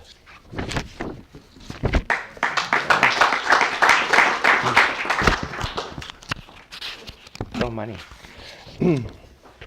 So my dad, when I was little, never responded to my inquiries about his role in the Second World War, as many men of that generation did not do. For my father, who turned 90 on Veterans Day, he wouldn't speak of it. No matter how many times I asked, no matter how eager I was, you know how 6-year-olds are, all wanting to know, all energy and bright glow of curiosity. But he was having none of it, sitting at our kitchen table in t-shirt and boxer shorts. He heard me. I know it. The way his head inclined when I spoke in my high and reedy little boy voice. I asked what it was like, and did he like what he did, and did he kill anyone? M1 held high the amount of pressure he put on its trigger, and if he saw the one he shot fall into tall grass or into a bank of snow. I was a kid. So what did I know of what he had seen and gone through the cold nights, and these words can't convey how cold they were, or how he had felt about the swollen bodies, both theirs and ours, by the sides of roads he walked on. He kept silent, looked into his coffee cup, as if my words were only little birds fluttering by him. I wanted to know every gory detail, everything he'd done, if he had been like Sergeant Rock in the comic books, relentlessly advancing into enemy fire. He had no fire. Whatever fire there had been when he was a young man, dressed in olive drab, heavy helmet on his head, weapon clutched in one hand as he ran across a field under fire, was gone. My mother once told me it had been gone for years. When he returned, all of that youthful sparkle he'd once had, the way anything used to make him laugh. Some nights when I was little I'd wake, because I could hear his shouts coming from where he slept, and my mother would explain the next day he'd been dreaming about the war he fought in. But when I asked him to explain his heroic exploits, to describe the sound of artillery shells blowing stuff up, or what a bullet sounded like whizzing by his ear, he never spoke. He never even looked up.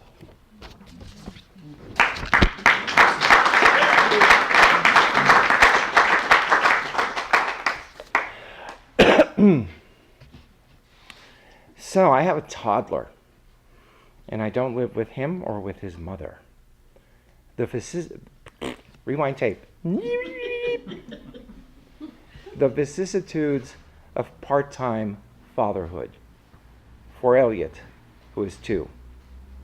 When he wants me to tickle him, he looks up at me with that smile that only children possess, mischievous, innocent, not yet scrubbed hard by time and experience, and says a nonsense word, his small hands covering his neck, where he knows my hands, like a bee swarm or slithering snakes, will find skin so soft I gasp every time I touch it. Will wiggle my fingers against it, so he giggles and squirms, so his child's pure laugh pours out of him, making me think of cream, yellow and warm, being poured from a pitcher. Make me think of what those who cluster around the throne must have issue from their throats in the most intense bliss. We do this over and over in the few hours I have him, whenever I have him. My hope that those laughs will somehow inhere in everything. The walls, the furniture, every pot and pan and dish and spoon and glass in the kitchen, in my old pillows stacked on my bed, so that when I walk by those walls or eat and drink, when I put my head down when it's time to sleep, I'll hear it, his laughter, his pleasure.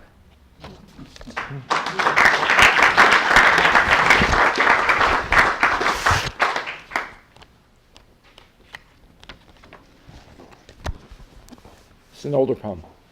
It's called A Puerto Rican Janitor in the Kingdom of God.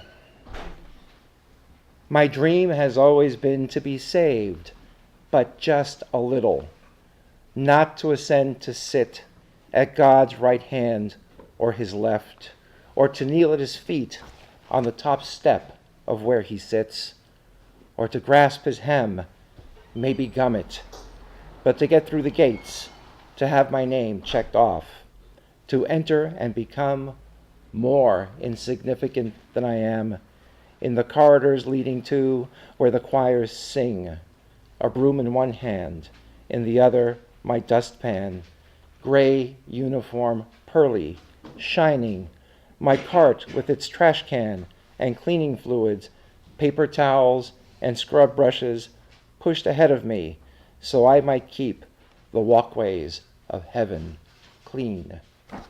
Thank you.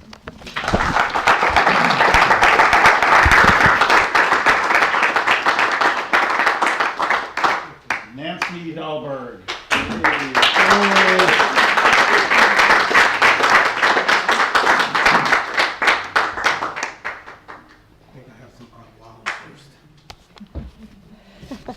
The old lady from Ballard has to have her water and handkerchief.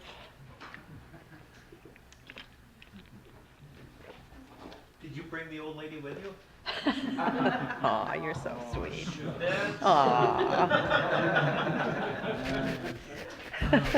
Reverend Bell. Well, I picked out some old war horses here, so many of you will have heard some of these. Leaping. Clock hand. Oh, I should preface this by saying I think I first read this at Wits End in Ballard, those many years ago. Leaping. Clock hands circle the day, white face holding back time, familiar duality. Too soon or too late, this growing old. I try to suspend judgment, consider dandelions, their small mop tops sprout gray fright wigs. At night, clouds scatter. You and I in the dark, approaching chaos. What happened to the sweet lemon tree grove, the fat candles, their deep flickers of desire? Now we offer dragons, acid-tongued, a roiling sea. Still, I leap in, come up spitting sand, briny-mouthed. Nothing new, this rise and fall. Watch the moon. White-faced, its pale smile hides sharp teeth, warning stars to stay at bay.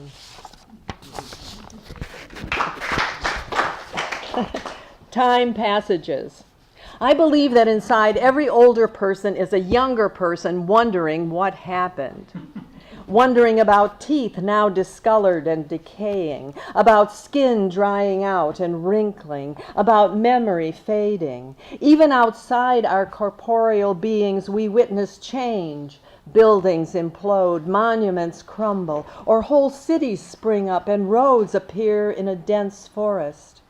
None of this happens in the blink of an eye, and yet, in the blink of an eye, your burbling toddler with curly hair becomes a bald mathematician. You turn around and the rolling farmland edge of town is now part of town, with houses, apartments, condos, and a Walmart.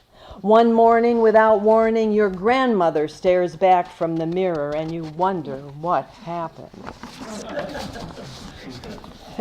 And I like this one because it's so silly. Circus love. You are a circus in my head, a menagerie around my ankles, a carousel above my heart, and I'm crazy over you. Hand in hand we'll learn the ropes, join the circus, eat the bread they toss at us, wear sequins and spangles and meet in midair. Oh, clown, you make me laugh. Your fingers flutter round my heart and zing go its strings while the crowd roars when we juggle in the middle of the ring. When I walk a tightrope, balance on the high wire, air thin and dark above the crowd, I am the arc light focus. You are the crowd below, agape, aghast. Come sit beside me, the lion tamer beckoned, and I'll tell you the secret of the dog and pony show. The wire quivered, and the crowd gasped. There are no truths like old truths. To leap or not to leap was not the question. To plunge to greater depths of pleasure, oh, there's the rub. But it's always back to the tight rope, loving a danger, living a lie, waiting for you to catch me.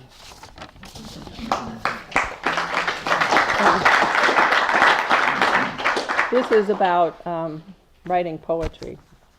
And the last sentence I thank Mitra for. I stole it from one of his works. Creation's necessary heat. Ready for bear, she fired up her engines and, hot with anxious agitation, ran on all cylinders, full steam ahead to her computer keyboard. Confident, powerful words would erupt, spill onto the page. She was that pumped. But too often intentions gather no moss, roll like stones around the business end of the brain to flash on possibilities that yank away the writer's laptop, toss it down an abyss into the cesspool of defeat. I'm talking about fire here, about off-the-wall poetry assignments that produce no gut-level reaction in the poet assignee. Sure, if you're one of the rarefied few, you accept the challenge, take up the gauntlet, and voila, you're there. But what if the flame is smothered under pressure's blanket and dies? It is then that the trained poets among us trudge on, squeeze the issue out, tedious key after key, form words into images dredged from the past's dark pits, expose whole clotheslines full of dripping intimacies to the sun for its heat to be the alchemy that transmutes our leaden lives into the gold of shared meaning.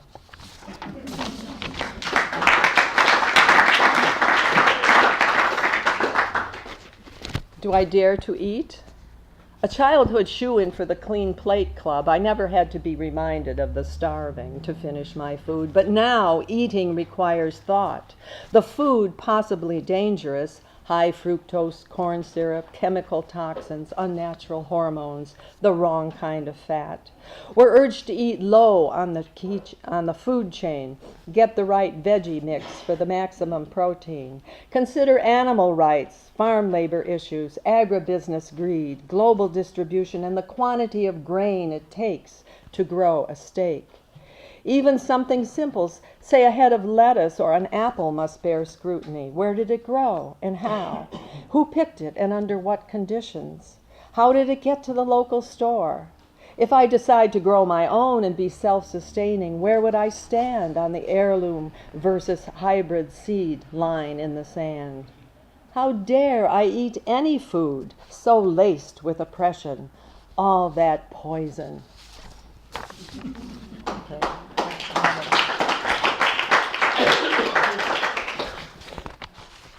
Let's see, what do we got here? I just have two more short. This was an assignment to write about a landfill, and I made it a mindfill. Treading on bones and rotting skin, the effluvia of the past rises, surrounds us. I'm not talking about that pile of stinking rubbish on the outskirts of town, but what hangs over and within us, memories that have festered into noxious clouds of garbage to haunt our souls, bog down our spirits with velcroed regrets we're forever stuck on. Ignorance of what lies buried within us may be the death of us yet. Aren't we all walking on eggshells? And this is for the veterans. We just had Veterans Day earlier in the week. The veterans.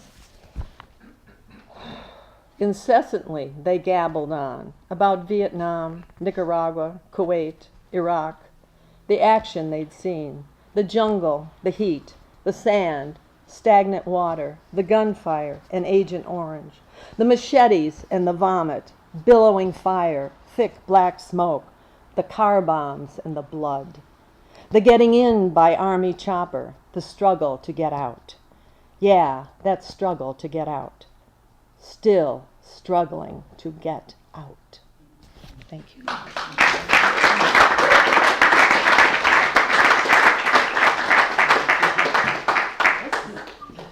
Okay, let's have 4 open mic poets.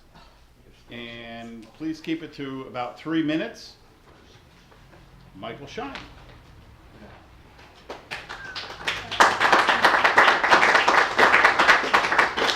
And then after Michael, let's have Elena. And then, going down the list, Peggy. And Bruce.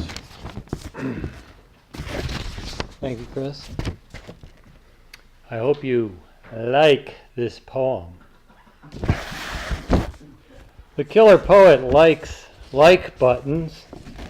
Like buttons remind him of the playground in 3rd grade, choosing up sides for kickball.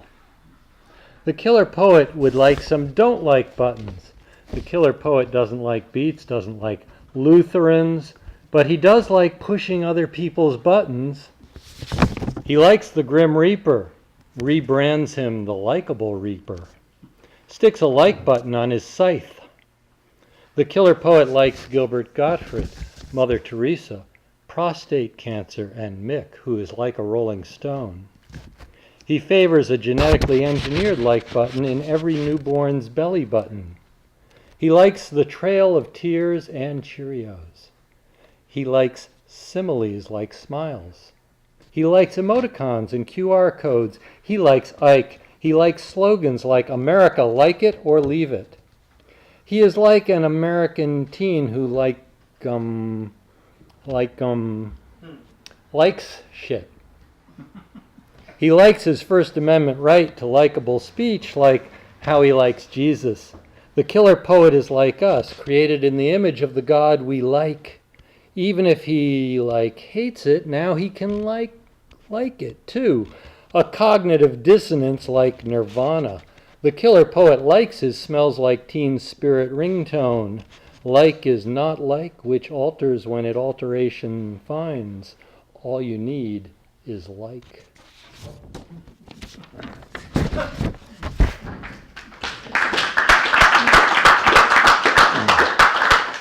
Short. It's not the destination. The killer poet gives the commencement address at a major university. He reveals the sexual indiscretions of the president with the bursar and a goat. The organizers shift uneasily. Nobody actually gives a shit what you think, he tells the graduates. In 20 years you'll be divorced and bitter.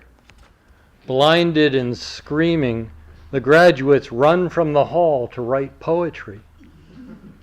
According to his calculations, the killer poet has just unraped an entire third world nation. What is one slandered goat in comparison?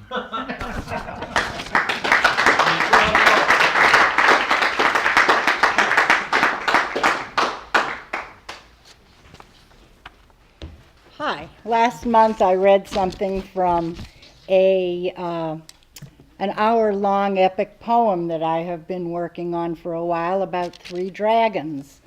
One's from ancient China, the other is from Sumer, and the young one is the daughter of the 2 of them.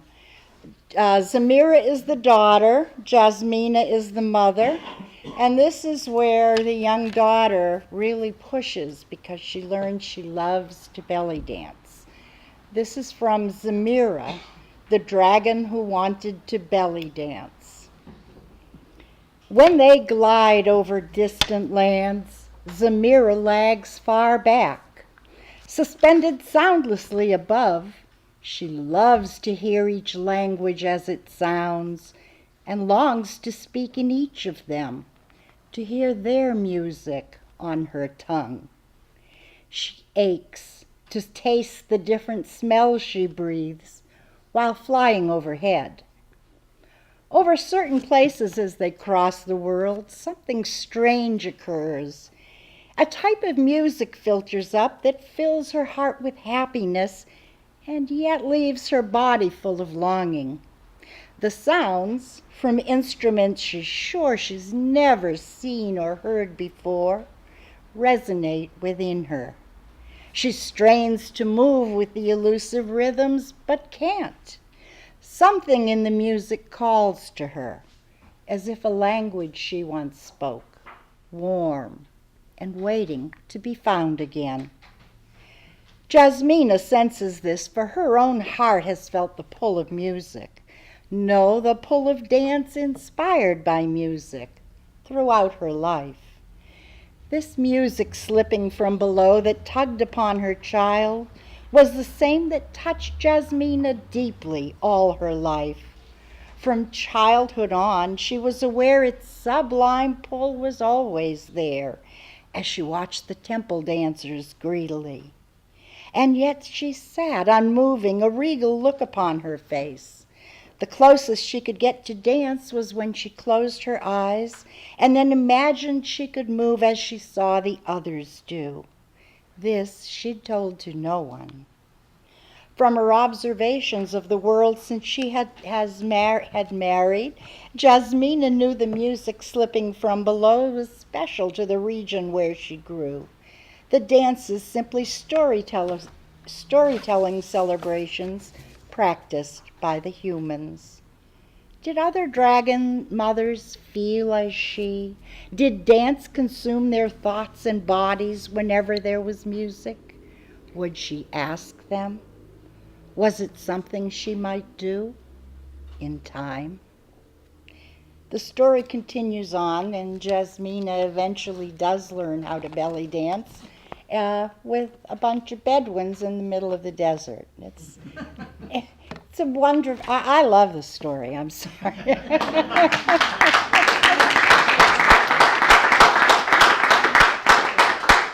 Peggy Barnett.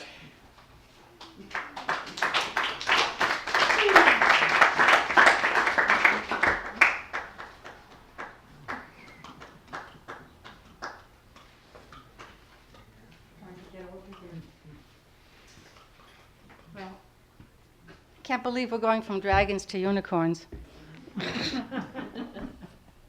There's a preface to this. Oh, I forgot my book. Well, this is a ekphrastic poem. I saw 6 tapestries in a medieval museum in Paris, and all 6 tapestries were huge, 10 by 15 feet, and they were mostly red. And each tapestry had was a story about a lady, a unicorn, and a lion. And you have to remember, these were done in the 15th century, and people believed in unicorns. I mean, up until the 17th century, they believed unicorns existed, and the proof was that they found the unicorn horns, which were actually narwhal tusks, on the beach. And they had heard about an animal with a horn that was in Africa or India, which was actually a rhinoceros. But in their minds, remember it's 15th century, the unicorn really existed. And they were so rare that they said only a virgin could catch a unicorn. And if you wanted to corral one, you had to have a virgin. So today, go find a unicorn or a virgin. Anyway. Yeah, that's what I'm saying. Okay, so this is about the lady and the unicorn. Look how delicately the white unicorn plays with the lady. The lion watches from the side as falling flowers weave a fertile garden on blood-red ground. Millefleur, columbine red and blue, tuberose comfrey, white swallowwort, yellow foxglove, wild strawberry tremble. The lady's virginal scent wafts above the roses in the monkey's basket. The unicorn's nostrils quiver as he moves closer. A falcon has claimed the lady, sitting on her hand, eating from her fingers, tasting her flesh. The lion roars. The falcon disappears. The lion holds his position. The lady hears grass rustling as numerous fertile rabbits hop onto her black carpet. The unicorn lies down next to her modestly never-seen feet, his long twisted horn nodding, gently keeping time with the soft tones she plays on her gold organ. A blue and gold striped feather flutters above her high, pale forehead. The lion is beguiled. The lady shows the innocent unicorn his own face in a gold oval mirror. Distracted, he doesn't notice the guile in her eyes. While she gently strokes his sensitive horn, the touch of her fingers is soothing. Loving himself, he loves her and places his front paws on a red cloth, covering that gold-embroidered private place between her spread knees. The lion grins at me. The rabbits hop away with the lamb. His horn firmly in hand, the lady stands with her banner triumphant. Having won the battle, she is ready to assume the position of winner. The reward is her soul's desire. She unpacks her jewels, and the lion and the unicorn hold out her white veil. The lady is on her back, gold dress wrinkled beneath open hips, feet exposed, as the lion holds her down in the red garden with his massive paws, his tongue dripping onto her face from between sharp teeth. The unicorn's long, pointy, twisted horn enters her golden private place slowly. Enters her golden private place as the lady's blood flows heavily into the garden, flowing even more as he enters further and tears her apart.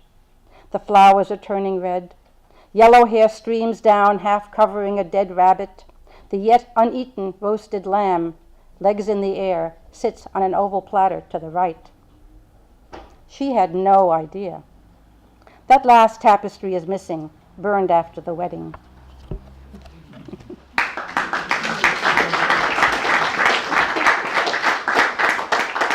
Bruce Taylor.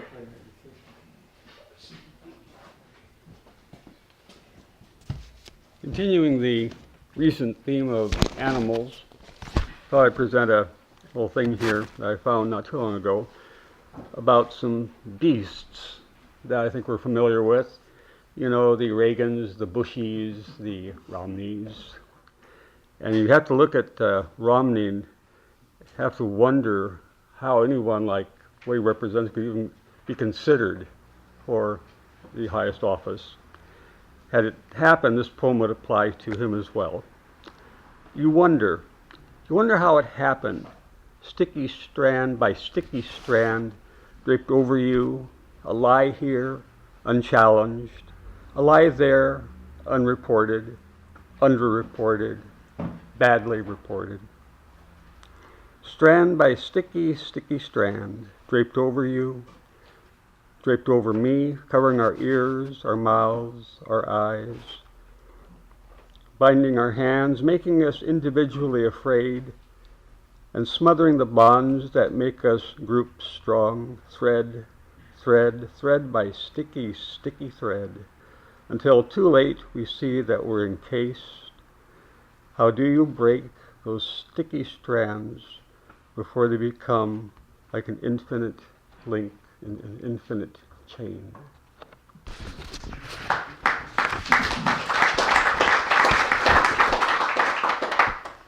Sideways and crabbing man.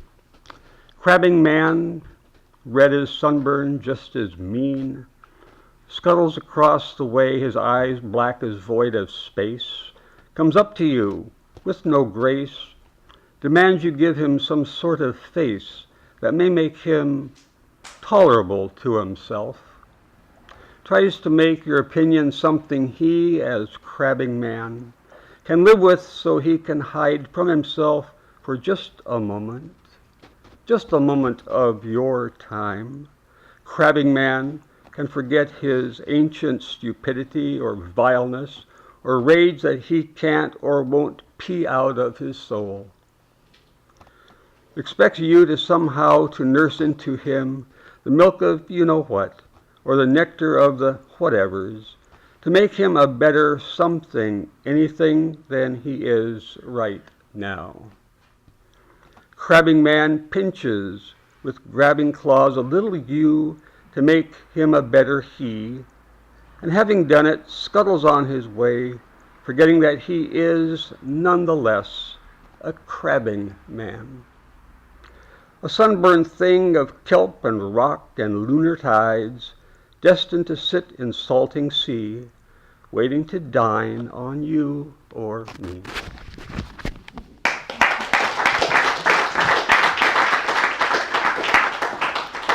And now it's time for David Thornbrew.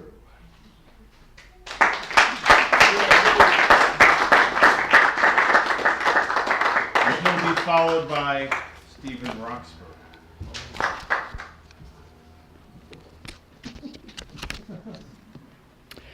In the interest of peace, let's kill war as a metaphor. Let poverty and drugs ravage our bodies and minds without the help of front lines and full-on assaults. If we have to surrender to the inevitable, let's do it with the grace of roses dropping their petals on a dewy lawn. Don't turn dieting into a military campaign with the aid of strategy and tactics. Don't let's go over the top ever again for anything. Processing words, processing cheese. To an aspiring writer, a typewriter was a hungry dragon, guardian of the gold, a crocodile sleeping on the banks of the Amazon. Feeding in the sheets could cost you a hand. Typing concentrated the mind, satisfied the need for sensation. Every stroke of the keys was another pull on the oars of the slave galley. Chained to your bench, you'd flinch at every stroke of the drum. Write, write, write. Stretching for the word as the whip of inspiration licked your back. Writing on a typewriter was different than processing words. In the same way, eating fruit from the tree is different than eating fruit brought home from the store. Typewriters brooded in the dark while we slept, waiting to be awakened by blows. Now, even the keystrokes are silent. I'm a child of California education, which explains a lot. Sex ed. By the time I was 17, I knew where babies came from.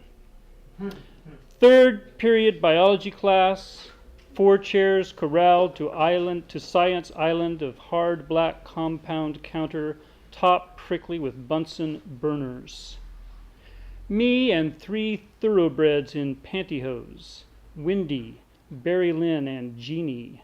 Girls I'd grown up with and watched bud, bloom, bend toward the moon, grab it as ticks swollen with blood, and then burst, hip-heavy, with the cherry blush behind the bush.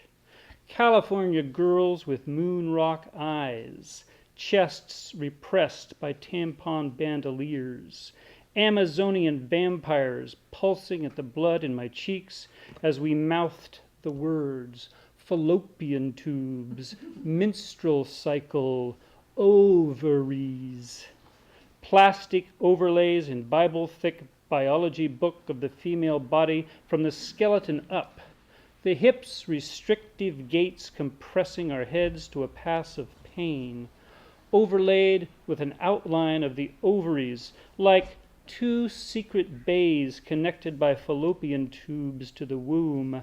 That echo chamber of grief and terror, fetal trampoline, obscured next by meat, red highways thick with nerves like power lines feeding over the English hills to distant dams hunkered over dynamos humming with electricity.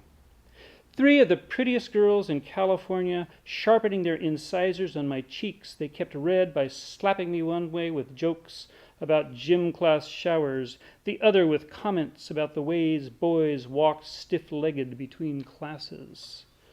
I was a voluptuary of blushes. I knew where babies came from, and still, for 1 year, I spilled my seed on Luisa's thighs after pulling out, a self-gutted trout hooked from the silver stream by a thin thread of caution. wiping the ejaculate from plastic back seat of the family's 65 Chevelle with a handkerchief. Old enough to know where babies came from, but too young to buy condoms over the counter. Or too embarrassed. Wendy married the town's most successful dentist and disappeared into pharmaceutical cocaine for years. Jeannie found Jesus after failing to scream down the moon on LSD. Barry Lynn married an Air Force pilot when all her hometown friends were fleeing the draft. When she left him, she took with her 3 daughters, muscular with laughter. Now, if you ask me where babies come from, I wouldn't know what to tell you. It has been so long since anyone tested me on the facts of life. And that leads to this, which is, but the worst of these is love. If you die first, I will be like that dog I saw yesterday, clutching a stick the size of a baseball bat in its jaws, barely able to breathe on the hottest day of the year, unable to sweat or pant, feet away from cool lake water. Thank you.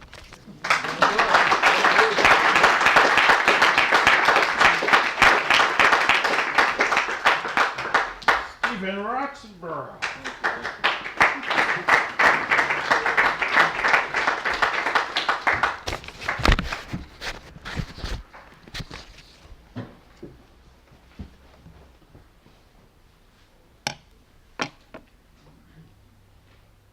Oh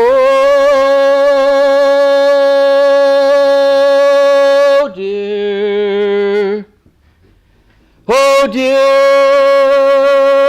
Chief Seattle, thank you for selling us the land of your ancestors. 2 million acres for $150,000. It must have seemed like a lot of money at the time.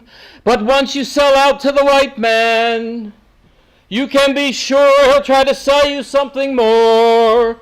Because that's the way money works. It eats a hole in your pocket until it's all gone.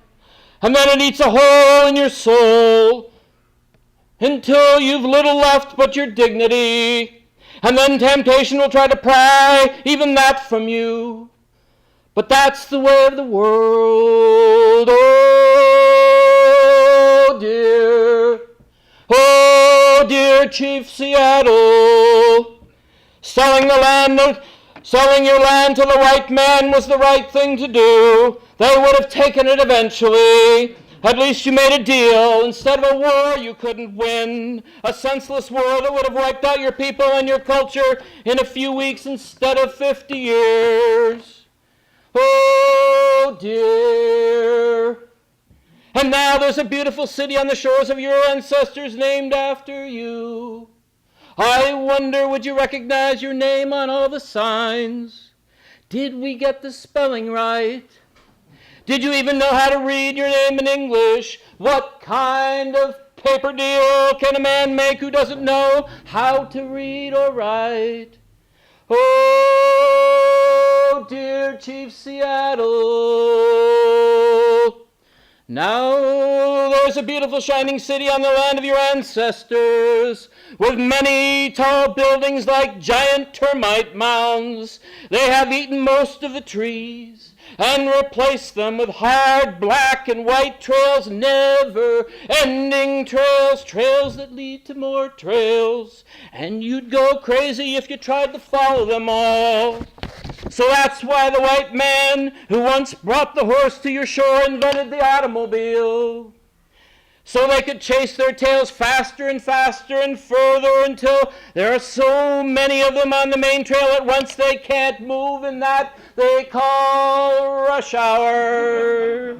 Oh, dear Chief Seattle, a good thing you sold the land of your ancestors, because now there are hundreds of thousands of people of all races from all over the world living in a beautiful shining city with your name on it. most of them happy to live here and work here and breathe the same air of your ancestors. Happy to crave corporate logos and corporate donations. So many so happy. They build endless trails inside themselves and ride on and on and on and on strong drink and big smoke, on natural powders and colorful pills, riding round and around the sun in the great merry-go-round of getting and spending, chasing their tails and the tails of their ancestors, chasing a dream, looking for a drop of sanity in the ocean of lunacy, a dot on the map, a home on Google Earth, a bank account with your $150,000 plus compounded interest, enough to throw a victory party for all your ancestors who stopped chasing the wounded eagle spirit of the great American dream. All those who remember, never sell the past or the future. Never sell the past or the future. For so much, for so little again. So much, for so little again. Oh dear, oh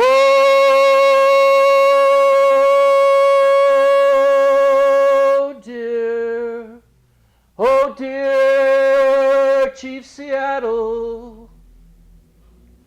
Thank you.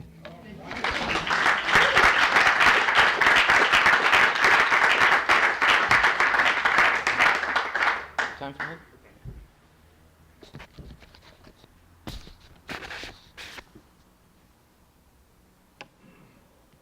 When someone says I love you and means it. When someone says I love you and means it. Their hair, beard, and fingernails grow faster. Their sense of humor and universe expands.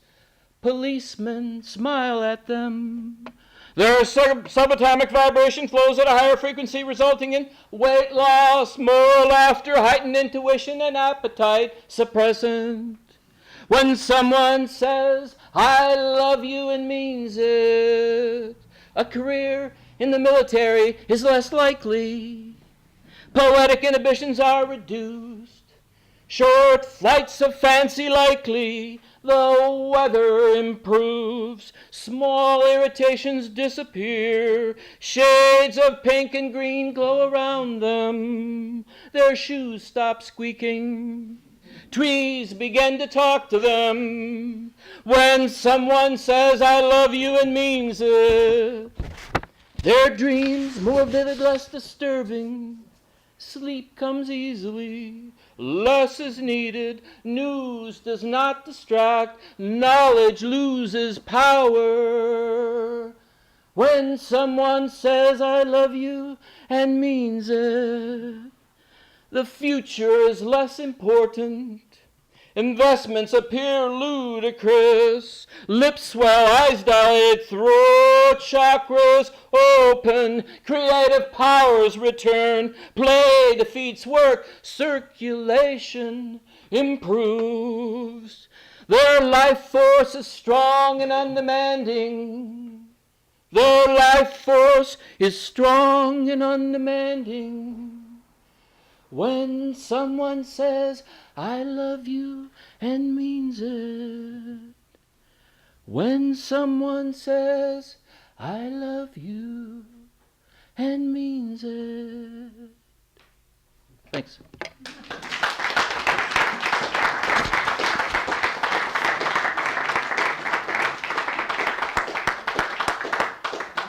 I want to squeeze in a couple more open mics, and then I'll do a final couple of poems.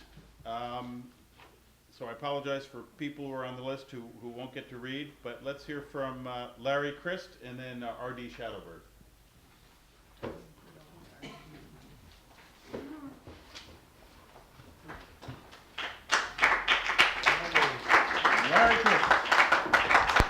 Thank you. This author's death date's anniversary, I believe, is coming up November 20th, which means he'll have been dead about 102 years, maybe 101 years. Anyway, this is called Tolstoy. Tolstoy was big, too big for mere poetry, too big for little magazines in whatever form they existed. His short stories were never short. He wrote big, heavy, weighty books with big, heavy, weighty characters. His own time could not contain him. Whatever Rasputin, the Tsar, or Kaiser, Victoria, or Edward were up to was not important enough for Tolstoy's quill. This modest-sized author with the ZZ top-sized beard did not write literature, he was literature. Dostoevsky might equal him in theme, Balzac maybe in volume, pedestrian meringue by comparison. The only work, and work it is, to rival War and Peace is Les Miserables. The Hunchback, however, is no match for Anna Karenina.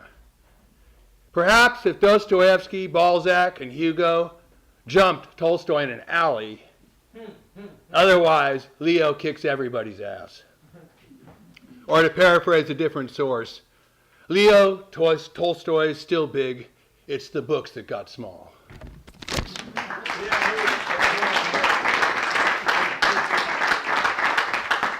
R.D. Shadowberg.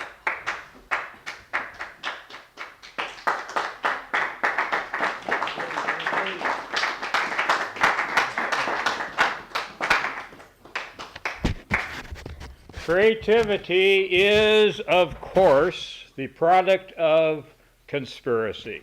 In celebration of that, a collage poem. But first, thank you, Chris, not only for the wonderful nights at this venue, but in all of its predecessor venues. Let's not forget those. An epigraph. That's not the title. It's actually an epigraph that's happening firstly. Then we get a title. The major advances in civilization are processes that all but wreck the societies in which they occur. Alfred North Whitehead.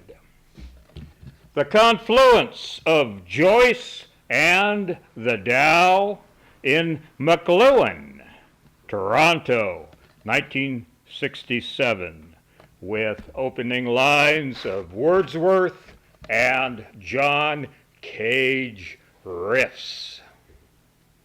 The eye, it cannot choose but see. We cannot bid the ear be still. Our bodies feel where'er they be, against or with our will. Art is whatever you can get away with. The West shall shake the East awake, while ye have the night for morn. There is absolutely no inevitability as long as there is a willingness to contemplate what is happening. The Balinese have a saying, we have no art. We do everything the best we can. What we do, we become. As we think, so we are. One must be disinterested, except that a sound is a sound, and a man is a man. Give up the illusions about ideas of order, expressions of sentiment, and all the rest of our inherited aesthetic claptrap. The highest purpose is to have no purpose at all. This puts one in accord with nature, in her manner of operation. Everyone is in the best seat. Everything we do is music. Theater takes place all the time, wherever we are, and art simply facilitates persuading one this is the case. We shape our tools, then they shape us. Behavior is the engine of evolution. 30 spokes are made one by holes in a hub, by vacancies joining them for a wheel's use. The use of clay in molding pitchers comes from the hollow of its absence. Doors, windows in a house are used for their emptiness. Thus, we are helped by what is not to use what is.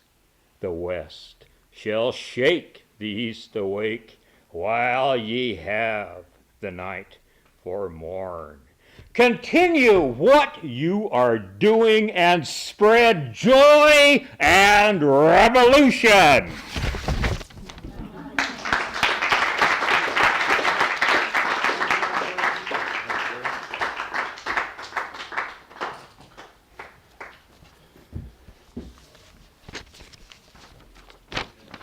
Poem starter 1116. Number 98 in a series of witty sayings by my wife, because no one does anything wrong in the bathroom.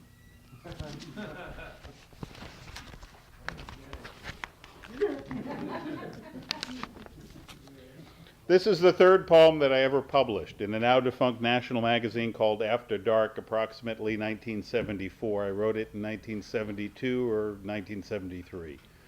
It's one of the poems that I used to read when I first got up and was around in Seattle in 1999 at Wits End in Fremont. The Face and I. Faceless oceans, still in motion, drift before my eyes. The stabbing sound, another's found, briefly laughs, then dies. How far must you go before you find out where you are? The golden road, its pleasures loathed, memories explode. The hearts of gold have all been sold and buried in their fate. 1,000 friends with words to lend, but always come too late. So please excuse me while I die, I've just ran out of life. Paradise, at such a price, wasn't all that nice. Paper brothers return as lovers, embrace you in their thrills, and through the action of slight distractions, cripples my will. But I just had to touch the face to find out if I'm real. I've learned to cry, I will not die, for the face and I.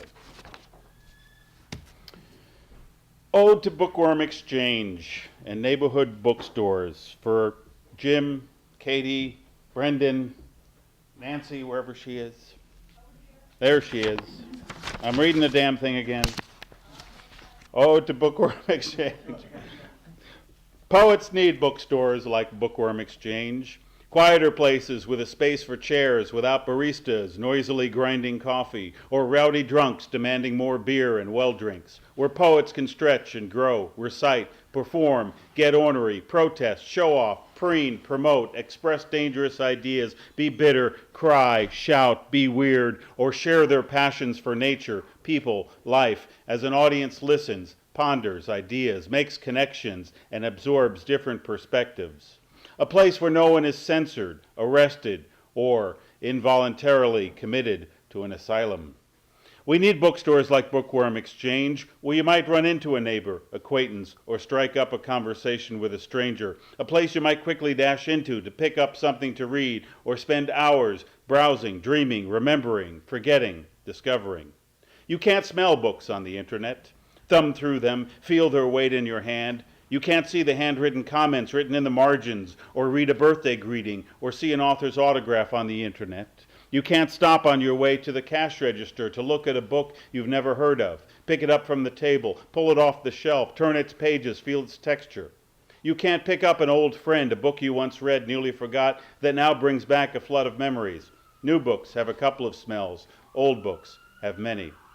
My favorite bookstores aren't like hotel gift shops. They don't have perfect lighting and aren't as big as a city block. They aren't in shopping malls where robotic dings, Muzak, and Romero-like zombies and Stepford wives wander from chain stores, food courts, department stores, and multiplex movie theaters or dash in to pick up Twilight.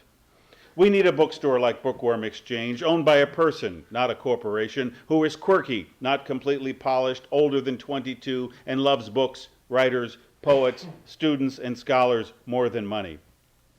The old brick walls, concrete floors, the bright red couch that seems to swallow you when you sit in it, Elmo doll, miniature rocking chairs, wooden bookshelves, some of which stretch nearly 15 feet to the ceiling, the bells above the doors, the small table and chessboard in the front, the ladder, the metal fold-up chairs kept in the small back room which leads out into the back alleyway, the wooden checkout desk.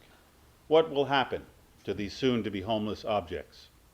What will happen to the odd podium with its narrow fold-up standing platform that was constructed by poet Robinson Bulcum for poets' readings at Penny Cafe and then lived at Epilogue Books in Ballard, which closed several years ago, before being moved to this neighborhood's bookstore? Every neighborhood needs a bookstore like Bookworm Exchange, but it can't be, because Bookworm Exchange in the Columbia City neighborhood of Seattle is fading away like the headlines of yesterday's newspapers, left exposed too long in the bright sun.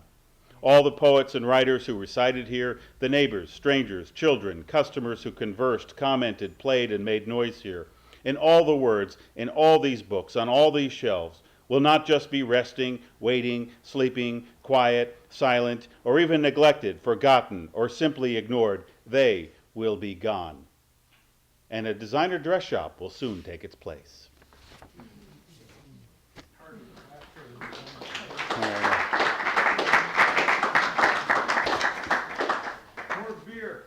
Poem starter 327. Slinky walks downstairs, rests, waits, waits, waits. Thank you.